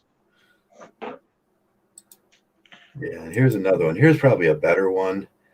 I'll put it in the thing. Of what? The book Dark Side of Human Nature, and that's probably the better one I read lately. And yeah, it's an unfortunate thing to have to acknowledge. Yeah, the second one's probably a better, more understandable book. Yep, that's why you got to be careful. Like, you don't tell, like Jeff always says, don't tell people your plans. Like, I think that's a real good one. I think that's a Mgtow philosophy. Like, we don't want to tell people our plans because they'll try to foil them, Yeah. People are jealous and they want to steal, and they want to steal your idea too. Never tell a woman what you're doing. That's another one. Take credit for it. Yeah, and that goes with people too. Never tell people your plans, your ideas, because they will steal your idea in a minute. I had it happen to me many times in life. A big one too. Where I got this whole contract and I was working on this contract. And then I went to one of the salesmen and I said, I'm working on this contract. I expect some kind of 2% or something on this. And then he stole it from me. It was a major contract. And it was worth like probably $1.5 million to me. Wow. I had to learn that as a kid, as a young man. I was still a young man, fresh. I was barely out of the Army at that point. Wow. And well, that was a big lesson. People are, that's the way they are. Yeah, they try to kick you when you're down too. I noticed that too. Yeah, and they'll claim that they didn't do that, and they'll claim that you're right. That's called gaslighting. They claim that they gaslight you after that, and then say that he had nothing to do with that. I know it's 100% me. I still remember that was the hardest part. It was like, damn. Yeah. But it's unfortunate. I hate to sound negative, but it's just, it's just protecting yourself, and Yeah, you got to learn those big lessons in life. We work hard on something, and I have problems with employers a lot. Yeah. Well, because they tell you the job is this, and then when you start the job, it's totally different. They totally change everything around. And I say, why didn't you tell me that before I took the job? Yeah, they're greedy and demanding, and because I had one guy, because I'm not used to going to an office every day. I work from home, and I leave the house, and I'm ready to do my day-to-day activities at work. And then this one guy, you don't have to go to the office. And then sure enough, like a few weeks into the job, I want you in the office every day. And then I quit the job a few months later. And then this guy was a psychopath. And it's like, you don't do that kind of stuff to people, man. You just don't. Right. I took this job because I was going to be working from home, not right. They change the thing, and then they try to make it like it's my fault. I quit a bunch of jobs, man. I had one guy, he was yelling at his family on the phone, like a little kid. And this was like a contractor job, independent contractor. And I'm like, Senator, I'm an independent contractor. This guy's yelling at his kids like a little bitch, like yelling on top of his lungs. And then he wanted to borrow my car, like this guy was a multimillionaire, right? And he's like, instead of renting a car, he said, "Oh, can I borrow your car for the day and we can?" I'm like, what? So I just, that day I said, okay, you can use my car. And then I just got a feel for his personality. And he's on the road, and he's like, look at this fucking guy. Look at this fucking guy. Look at this fucking piece of shit. Like, this is how he's driving. Yeah. I'm saying to myself, I just put the piece together. I'm like, no fucking way I'm going to work for this guy. I said, forget it. I quit the next day. Oh, that'll happen a lot with your property becomes their property, and your car. Right. And he didn't say anything wrong with it. He didn't say anything wrong with it. Anything wrong with that? It's like I know a guy that just went through that. It's like he drives a lot. Joe, this guy had his own fucking, like, he was taking fucking private plane lessons. And you can't rent a fucking car out for $100? Yeah. You little cheap bitch. Yeah, they'll make your car into the company car, and that saves them money. And right. Then get off his mileage. Because if he's so cheap as to do that, what do you think? Oh, he's gonna fuck me a bonus? Yeah. Of course he is. Companies, both my brothers, the companies bought them trucks and cars, so they can do their thing, and that's a good company. But I don't know, not a lot of those companies exist anymore. No, they're all they all have with science. Yeah, they're going to get So, but the way you can fight back is just like you told me is a really good strategy. You just make pretend, always make them think that you're busy. Yeah. And then just when you can find ways to cut corners and leave work a little later, start work a little later. You can find ways to do that, then you do it because you know what, that just evens out the scales. It's not even like you're screwing them over. It just evens out the scales. Yeah. But you know how they circumvent that is they just continue to hire a new set of suckers out of college. That's how they circumvent it. Yeah, I'd always throw some water on my face and picked up a log, and I would be walking around with my cup of coffee. That's right. Always make it like you're busy. Always make it look like you're busy. Man, boss, I can't do that. And one of the things that you're never supposed to return a phone call right away. If your boss calls you, don't return the phone call right away. I'm really busy. Yeah. Yeah. So I'm sorry. I took me a while to get back to you. I was in an office or whatever. I was doing this. A meeting, working so. Yeah, hard. you don't want to be that guy that's always like Yeah. So you have to be smart. You have to be smart. Those catchphrases, boss, wheels are turning. The wheels are turning. Yeah. Sometimes you might have an account that if you push it, like you almost want to hold off on some accounts and don't push them like just buy right now. Maybe you want to push them to buy later. So if they put a little heat on you, you can push them later when you need those accounts to get through. Yeah, who showed me this? It's just like, and I incorporated it into everything about life. Me and my buddy were. His wife was yelling at him when we were younger, and he's like, we go in the basement, and he grabs a case of beer and he puts it down in the basement, and we're just sitting there, and his wife comes down the stairs and he throws some water in my face, and then he's like, here, hold this, and he was like, damn, honey, I'm working so hard. We drank beer down in his basement the whole day while she thought we were doing a job. Yeah, that's a good strategy. It's a good strategy, and it works out into life.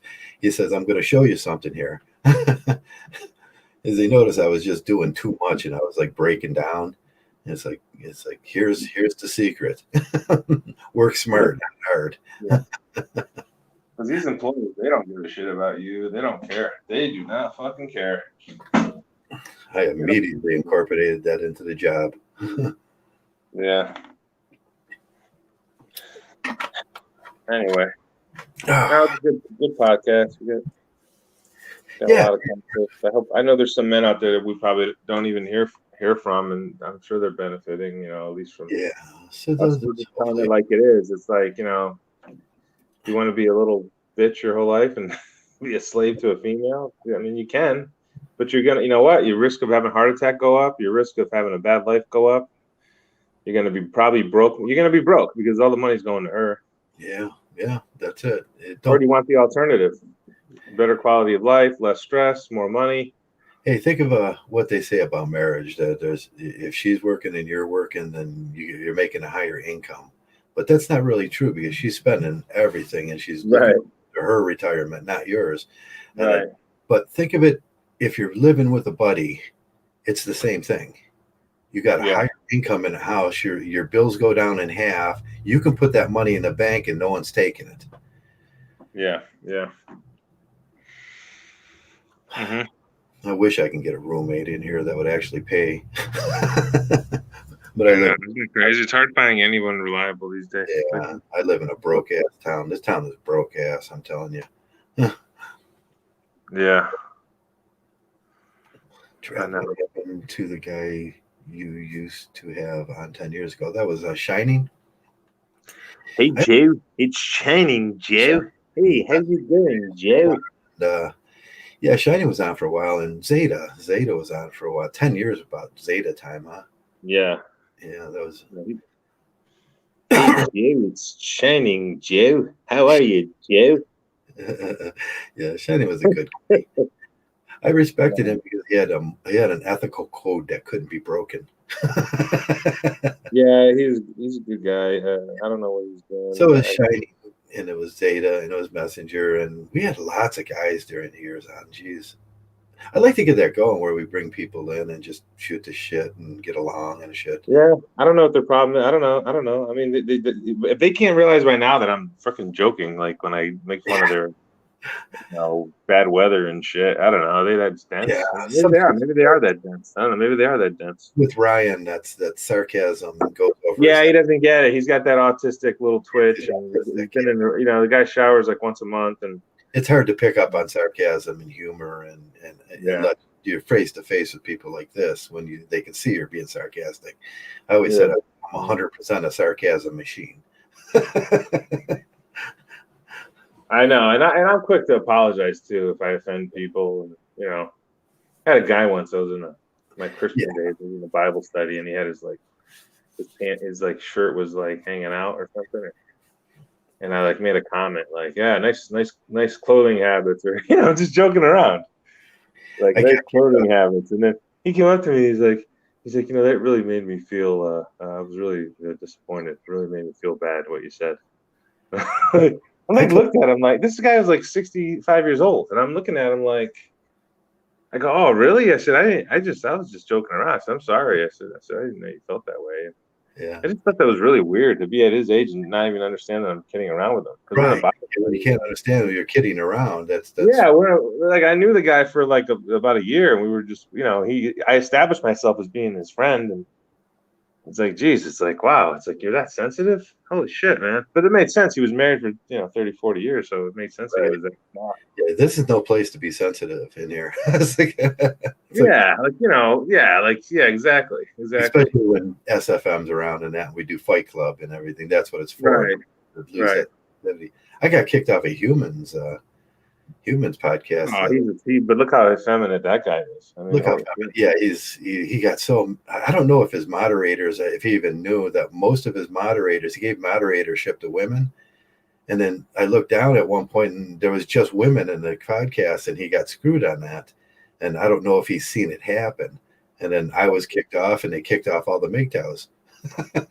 Yeah, I don't even know the guy, but these guys that get into they overanalyze things. I think that's what happens. They overanalyze things. Just be a man and just do your own thing. You don't have to overanalyze every little fucking conversation. Yeah, I was doubting whether he was Mgtow or not. It's like, is this? No, I don't think he's Mgtow. I think he's MRA. He's a Justin Bieberized MRA. MRA, yeah. With no hair, but he's got no hair. That's the difference. Yeah. Hey, the Japanese this week said they've cured baldness. Did you see that? Oh, really? No, I didn't see it. That might be an investment down the line if you want to look into it. Yeah, because that's a big market. Huge market. Yeah, industry. Yeah. Yeah, just right in Japanese cure for baldness. Let's see if it's just a scam or if it's a. Yeah, it could be a scam. It depends on what the company, what their brand is, how established. Yeah, what the science behind it is. But I was looking at it and I was like, ooh. What kind of articles, what kind of journals their article is published in? Yeah. I mean, if you see it in the New England Journal of Medicine or something like that, then yeah, it might be legit. Right, if you get the correct information on it. I was looking at 4 of them this week. Well, two of them actually. The Elon Musk thing. He's another scam artist, that guy. Yeah, with the new internet. But I couldn't get any information about what this new internet. He's like a total he's another one of these guru type guys, whatever. They think he has all the answers to everything. There were 2 of them that were interesting. It was that one. It was SpaceX, and then there was the growth. They use stem cell growth for the hair growth, and I thought, well, that's a good investment if it works. Yeah, he's just a soundboard for the rich people. That's all it is. I don't think he's independent. I think he has people. Yeah, you don't think that would be a good one to to lose my money in. I think the guys like Musk and Gates and those guys, they're all just. I think they're told what they're not. Yeah, they're not independent thinkers. I don't think so. No, that's just my opinion. You don't get that wealthy without, there's something, you know what I mean? You're friends with a lot of big, high position people. Like, they don't, just, you know what I mean? You're invited into their club. You're in their club. It's their yeah. Yeah. Like, they invite you into their club, and I don't know. That's what I think. Whatever. Yeah. I wouldn't pay too much attention to those but other thing is other people pay attention to them, so that makes you have to kind of make a decision if you want to follow them. Yeah, I'll do some more research on it. And I'll let you know if it looks good. If the stock, I don't know what the stock's going to start off. If it starts off at 176 or something like that, it's probably not going to pay that much. No, I'd be careful with those IPO type stocks. I really would. I mean, I think Airbnb is doing good now. Though, what are they trading at? Well, yeah, they were way down, so it might have been good to jump in Airbnb there, and Lyft too. Oh, Lyft went IPO too? Yeah, they just went IPO, and they went way down. So if they're going to bring that back, it might be a good investment if you want to take that risk. Uber. Yeah, well, that's the same thing happened with Snap. That they remember they started out strong and then they went way down, like I think $10 or something, and now they're back up again. But Facebook did the same thing. 10 years ago, Facebook was a $17 stock. Yeah.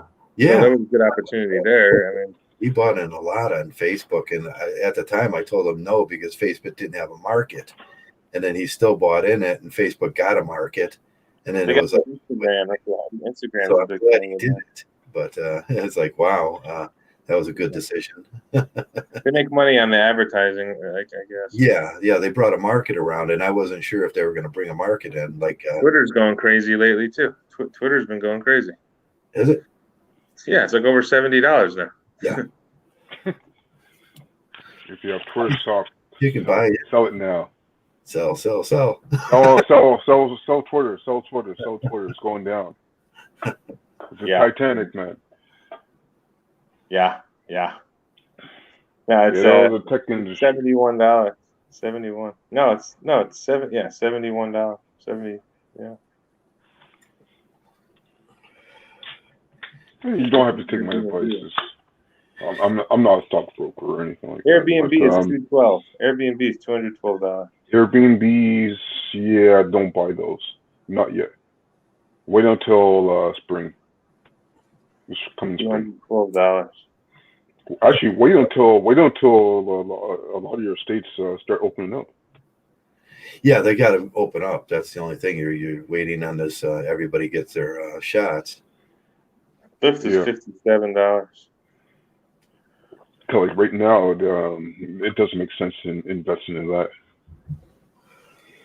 So like later on, like when we have more vaccines roll out, when people are more comfortable, when states open up, and also when the weather gets better, people are going to be traveling a lot more, getting hotels and spaces like Airbnbs. They're going to vaccine first. They're going to vaccine the rich, and then they're going to vaccine the No, it doesn't matter. There's a vaccine out there. That's the only thing that matters. Girls, and then the vaccine, like the working guys, last. How about Claire B&B? Hey, listen, this is your stream. It's not my stream, so I'm not going to get that. She already got her vaccine. She was first. Claire B&B. Claire B&B got her vaccine first. Claire B&B. She hates me. Honestly, well, okay, I want to wait for a little bit, but you guys are talking about stocks now. Honestly, I have some stocks, but I don't manage them myself. I just give it to a company, they manage it. I'll see you in 20 years. I'll see you in 20 years? Yeah, that's what I thought. I don't care if it goes up or down. It's like, you guys could play that game. I can't stress myself out. I just want to go to work, have some fun, come home, drink some beer. I'm a simple guy. don't want to buy Claire B&B, the knife throwing company. They throw knives. You should Like I invest in said, your company. like I said, it's like my advice. If you want to invest in that, wait until like the next month or two, and then invest in the BRBs, right? Yeah. Because like it's gonna be before the weather gets better. Like I said, the vaccines are rolling out. It's not going to get to everybody, but it's going to get to enough people. And the thing is, like, when it comes to the hotels and stuff, you need people traveling around. And right now, it's like a lot of people are limited on where they could go. Actually, a lot of people aren't even working. Not the majority. It's got to end soon. They can't keep this shit up. This is ridiculous. You know, a lot of the states are actually going against it. I think Florida is going against their South governors. Dakota. South Dakota never acknowledged anything. They just went on and did whatever they wanted, and there hasn't been anything crazy over there. Yeah. So what does that tell you? I mean, what does it tell you? I'm not seeing nothing. I know Trav disagrees. I think the whole thing from the beginning was just because you haven't seen an increase in deaths. Like they just reclassified the deaths. My buddy sells flu medication. He said that the cases of flu this year are way down. Well, what they did is they took the flu cases, they reclassified it as a corona. Yeah. So a lot of people thought they had corona. They just had a flu. They were like last year, like so 5 years ago, you had corona this year, but 5 years ago they would have said you had the flu, a seasonal flu, which really corresponds to what the New England Journal of Medicine said. Fauci himself wrote the article. But most people don't read that because I read that shit. It's my industry, so I read it. I know what's going on. You can really get the death rate, and the death rate in 2019 was 2.84 million. The death rate is for 2020 was 3 million. It came out to 3.3 million more, and that was pretty much the death rate on corona. So you can verify it that way. Yeah, I got to look at the source of that, and then you have to look at other sources that you can't just go by one source, though. You have to have multiple sources that are going to all agree on that. You know what I mean? It's not. Well, that's the death rate. That's the CDC death rate. They're just going to give you the death rate for the country, and if it shouldn't have been any higher. It usually peaks at 7.4, and this year. Yeah, but a lot. I tell you what, a lot of those deaths are caused by the stress that. The whole idea, right? It's not just it wasn't a physical thing. A lot of it was the suicide rates went up, and all these people are stressed out, so they have more heart attack. So it's not, you know what I'm saying? There's more to it. Economically, people are getting hurt, so they're stressed out, and that causes disease. And so there's, you know what I mean? It's not just you know what I mean? So there's a lot to it. Yeah, they distinguish that.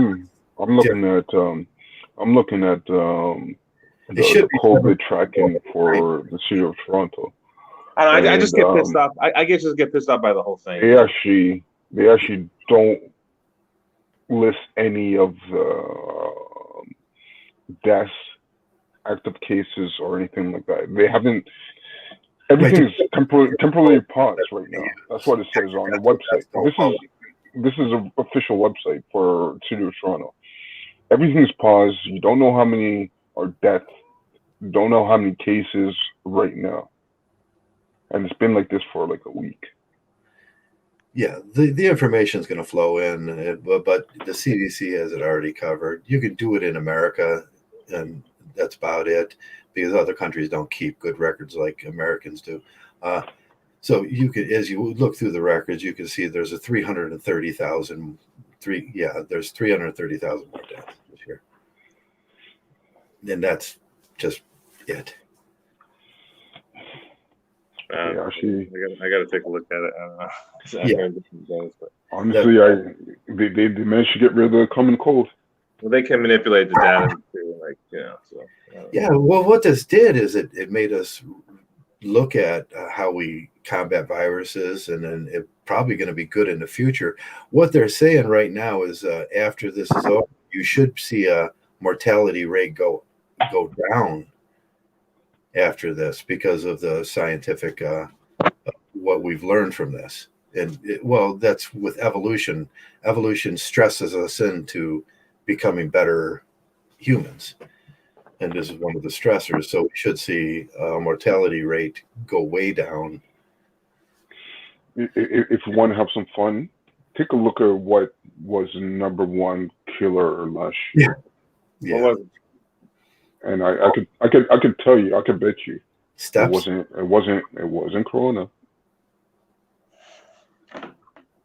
It was okay. What was Heart it? disease. Heart disease. Yeah. Hey, Joey, there you go. Bing, bing, bing. You won.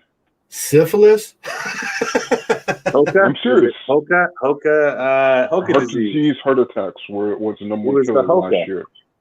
Yeah, stress. Stress is always the #1 killer. Yeah. And you could. Hey guys, I gotta run. I gotta make my bets. Yeah, you could good talking to you both. I'll catch up with you later. Okay, you take care. Get your bet in. Yeah, you can recategorize stress. Heart disease. There's stress. There's high blood pressure. Then they're all under the same thing. Mm-hmm. And I just call it stress. But they won't categorize it that way. Nope. It has to be some kind of medical term. Mm-hmm. And it turns out that heart disease or heart attacks was the #1 killer last year.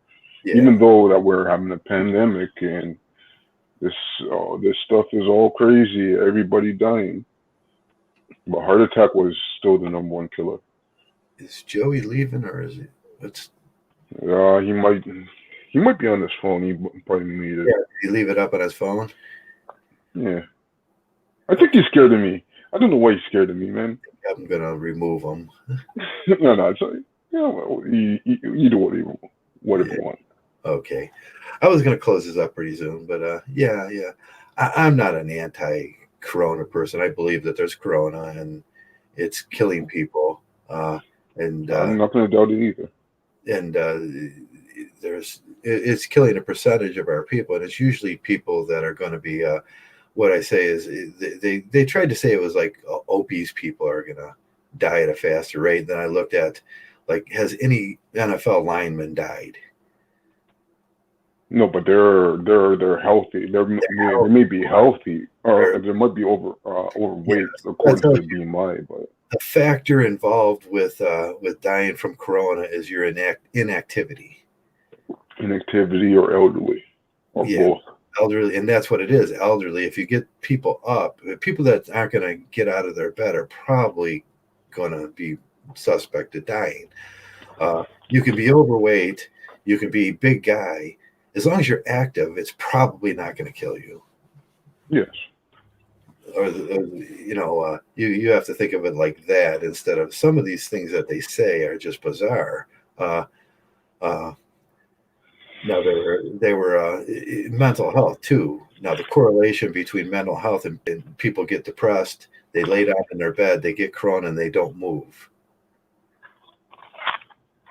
It's like, the percentage of those people went up higher. Plus, on top of that, you add to that, it's like, honestly, people can't move. Yeah, people can't move. Have a difficult time. You have to find how you can bring their blood pressure up, or bring get their there's other ways to do that, but it's a difficult thing to measure. But I'm saying that it doesn't exist is just conspiracy theory. It does exist. Well, nobody's saying that. Yeah, and that's where most people are going with that, and then you got the anti-vaxxers now that are making it terrible. Them are just more conspiracies. Well, listen, it doesn't matter conspiracy or not. It's like, okay, there's something out there. It's like, okay, sure. Out there, right? Is there a vaccine for it? Yes. Yes. Yeah. Are we doing everything that we can? Yes. Now, I believe Trump was so evil that he just figured out a way to kill off all the old people.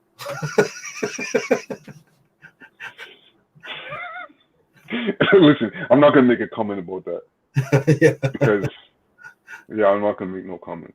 Yeah, and then all the world's elite, or whatever they call them, the Illuminati, is like, that's a good idea. Now we don't have to pay for their beds. Yeah, but unfortunately, look what happened to the whole economy. Yeah, look at that. They ruined it. Right, like all the healthy people, it's like, they're staying home from work because like a lot of industries are shut down. Yeah. You have industries. That was the entire entertainment industry shut down. Mm-hmm. It's like Hollywood people, they can make movies. They're, you could say, quote unquote elite. Oh God, the movies have been garbage. You look at the movies now? The free. Yes, I have. I've been looking at some of the new movies, and they're garbage. It's like what used to be a 6.6 or a 7.6. What no, is it's like a 2 or a 3 qualifies for that. Yeah. Like, I have not seen a good movie that was released this year, or even last year. You think about like most of these things that are being released are the PC movies, the Strong Girls, the PC stuff. That's like they thought that was going to be fit to release now during. It's like, but they'll start up again in March. I think March is the release date for a lot of them, and then through summer, and then people start going to the movie theaters and that's what they want now. They can't make good movies anymore. Yeah, like if they're trying to push a narrative, they're like, okay, let's say the narrative of the strong woman. It's like, you know what? Back in the 70s, the late 70s, they had strong women. In movies, we call it Star Wars. Yeah. I thought they blew the whole thing in the Hollywood in the movie segment. That's just so stupid, because what they should have did is get a deal with Amazon where you can order movies through Amazon to your house, and then they could have just released. And it's like you and then it would have became a major business. Or if somebody would have started where no, they do that right now. Amazon has a streaming service. Disney, it took a whole year to figure that out, where you can order a movie online and pay a decent amount of money for it, but your whole family can sit and watch it. It's like stupid. You should have done day one. They have that business model, but the only problem is like back in the days, like you should know this. You have like a cable package, right? And like you have the low tier, like a basic plan. You have a premium plan. You have the VIP plan that has like all the sports channels, all the movie channels, and whatnot. Right? Yeah. They used to have that. But but instead of having that, now you have Disney Plus, $10 a month. You got Amazon Prime, $10 a month. You got Crave TV, $10 a month. You got Netflix, $10 a month. You got all these little things, and like when you actually add it all up together, you're actually paying more than you would have paid for cable. Yeah. Exactly. Right. I got rid of my cable long time ago. All I do is I do the internet, and then I steal everything. It's like, listen. It's like I pay for my internet. If it ends up on listen, go with the month rules and don't talk about it. Yeah, no. I pay for my internet, and if it ends up on the internet, I watch it because I paid for the internet. Mm-hmm. Of course. Yeah, if you want to regulate your business better and make sure people don't steal, then do that. But even still, it's like the movies that they're coming up with, they're not good. It's like they're trying to push a narrative, but the thing is, like, they don't tell a proper storyline. Right. Like, the writers, when they got rid of the Writers Guild and they laid all them people off, it's like, what did you think you were going to produce? Like honestly, I want to see a good movie. I want to see a good new movie. The last movie I watched was John Wick 3. Yeah, there's been some decent movies. It was decent, but it wasn't like it was a blockbuster. It wasn't that good compared to like the first or the second one. Yeah. What was that? John Dies or something like that? Is that the follow up to John Dies? No, John Wick. Oh, John Wick 3. Okay, yeah, I see. Yeah, that's what for Keanu Reeves in there. Well, I hope they make the one that John Dies. That was funny. I love that movie.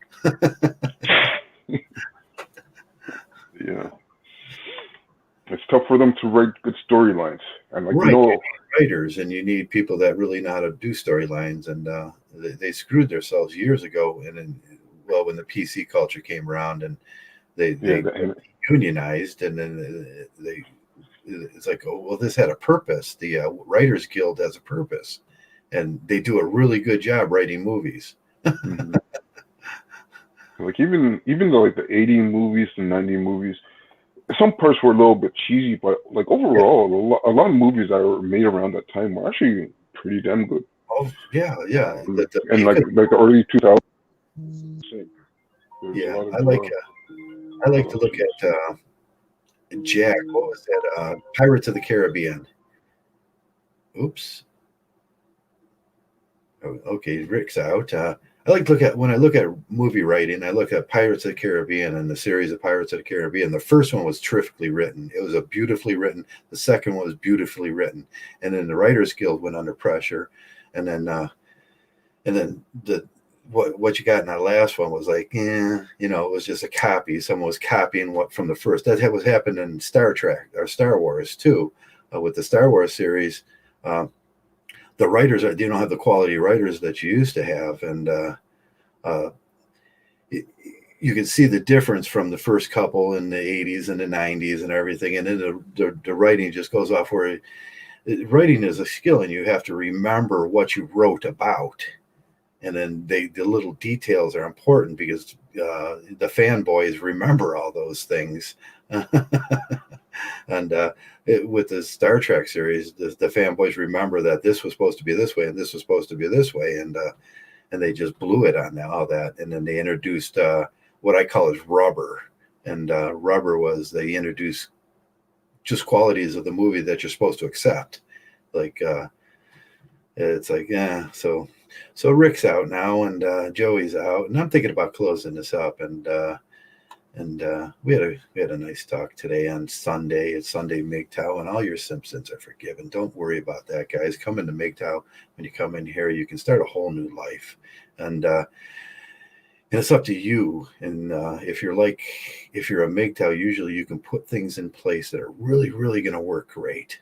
And your happiness level, your stress is going to go down. You're going to be like me, no wrinkles, so pretty. God, am I pretty? And live a quality life, and that's important. Reducing the stress in your life is important, and Mgtow does all those things. It helps on all those things. But I'm going to close this thing down, and thanks a lot for coming around, guys, and supporting me and my zany wackiness. I know, and most of all, man, thanks a lot for being Mgtows.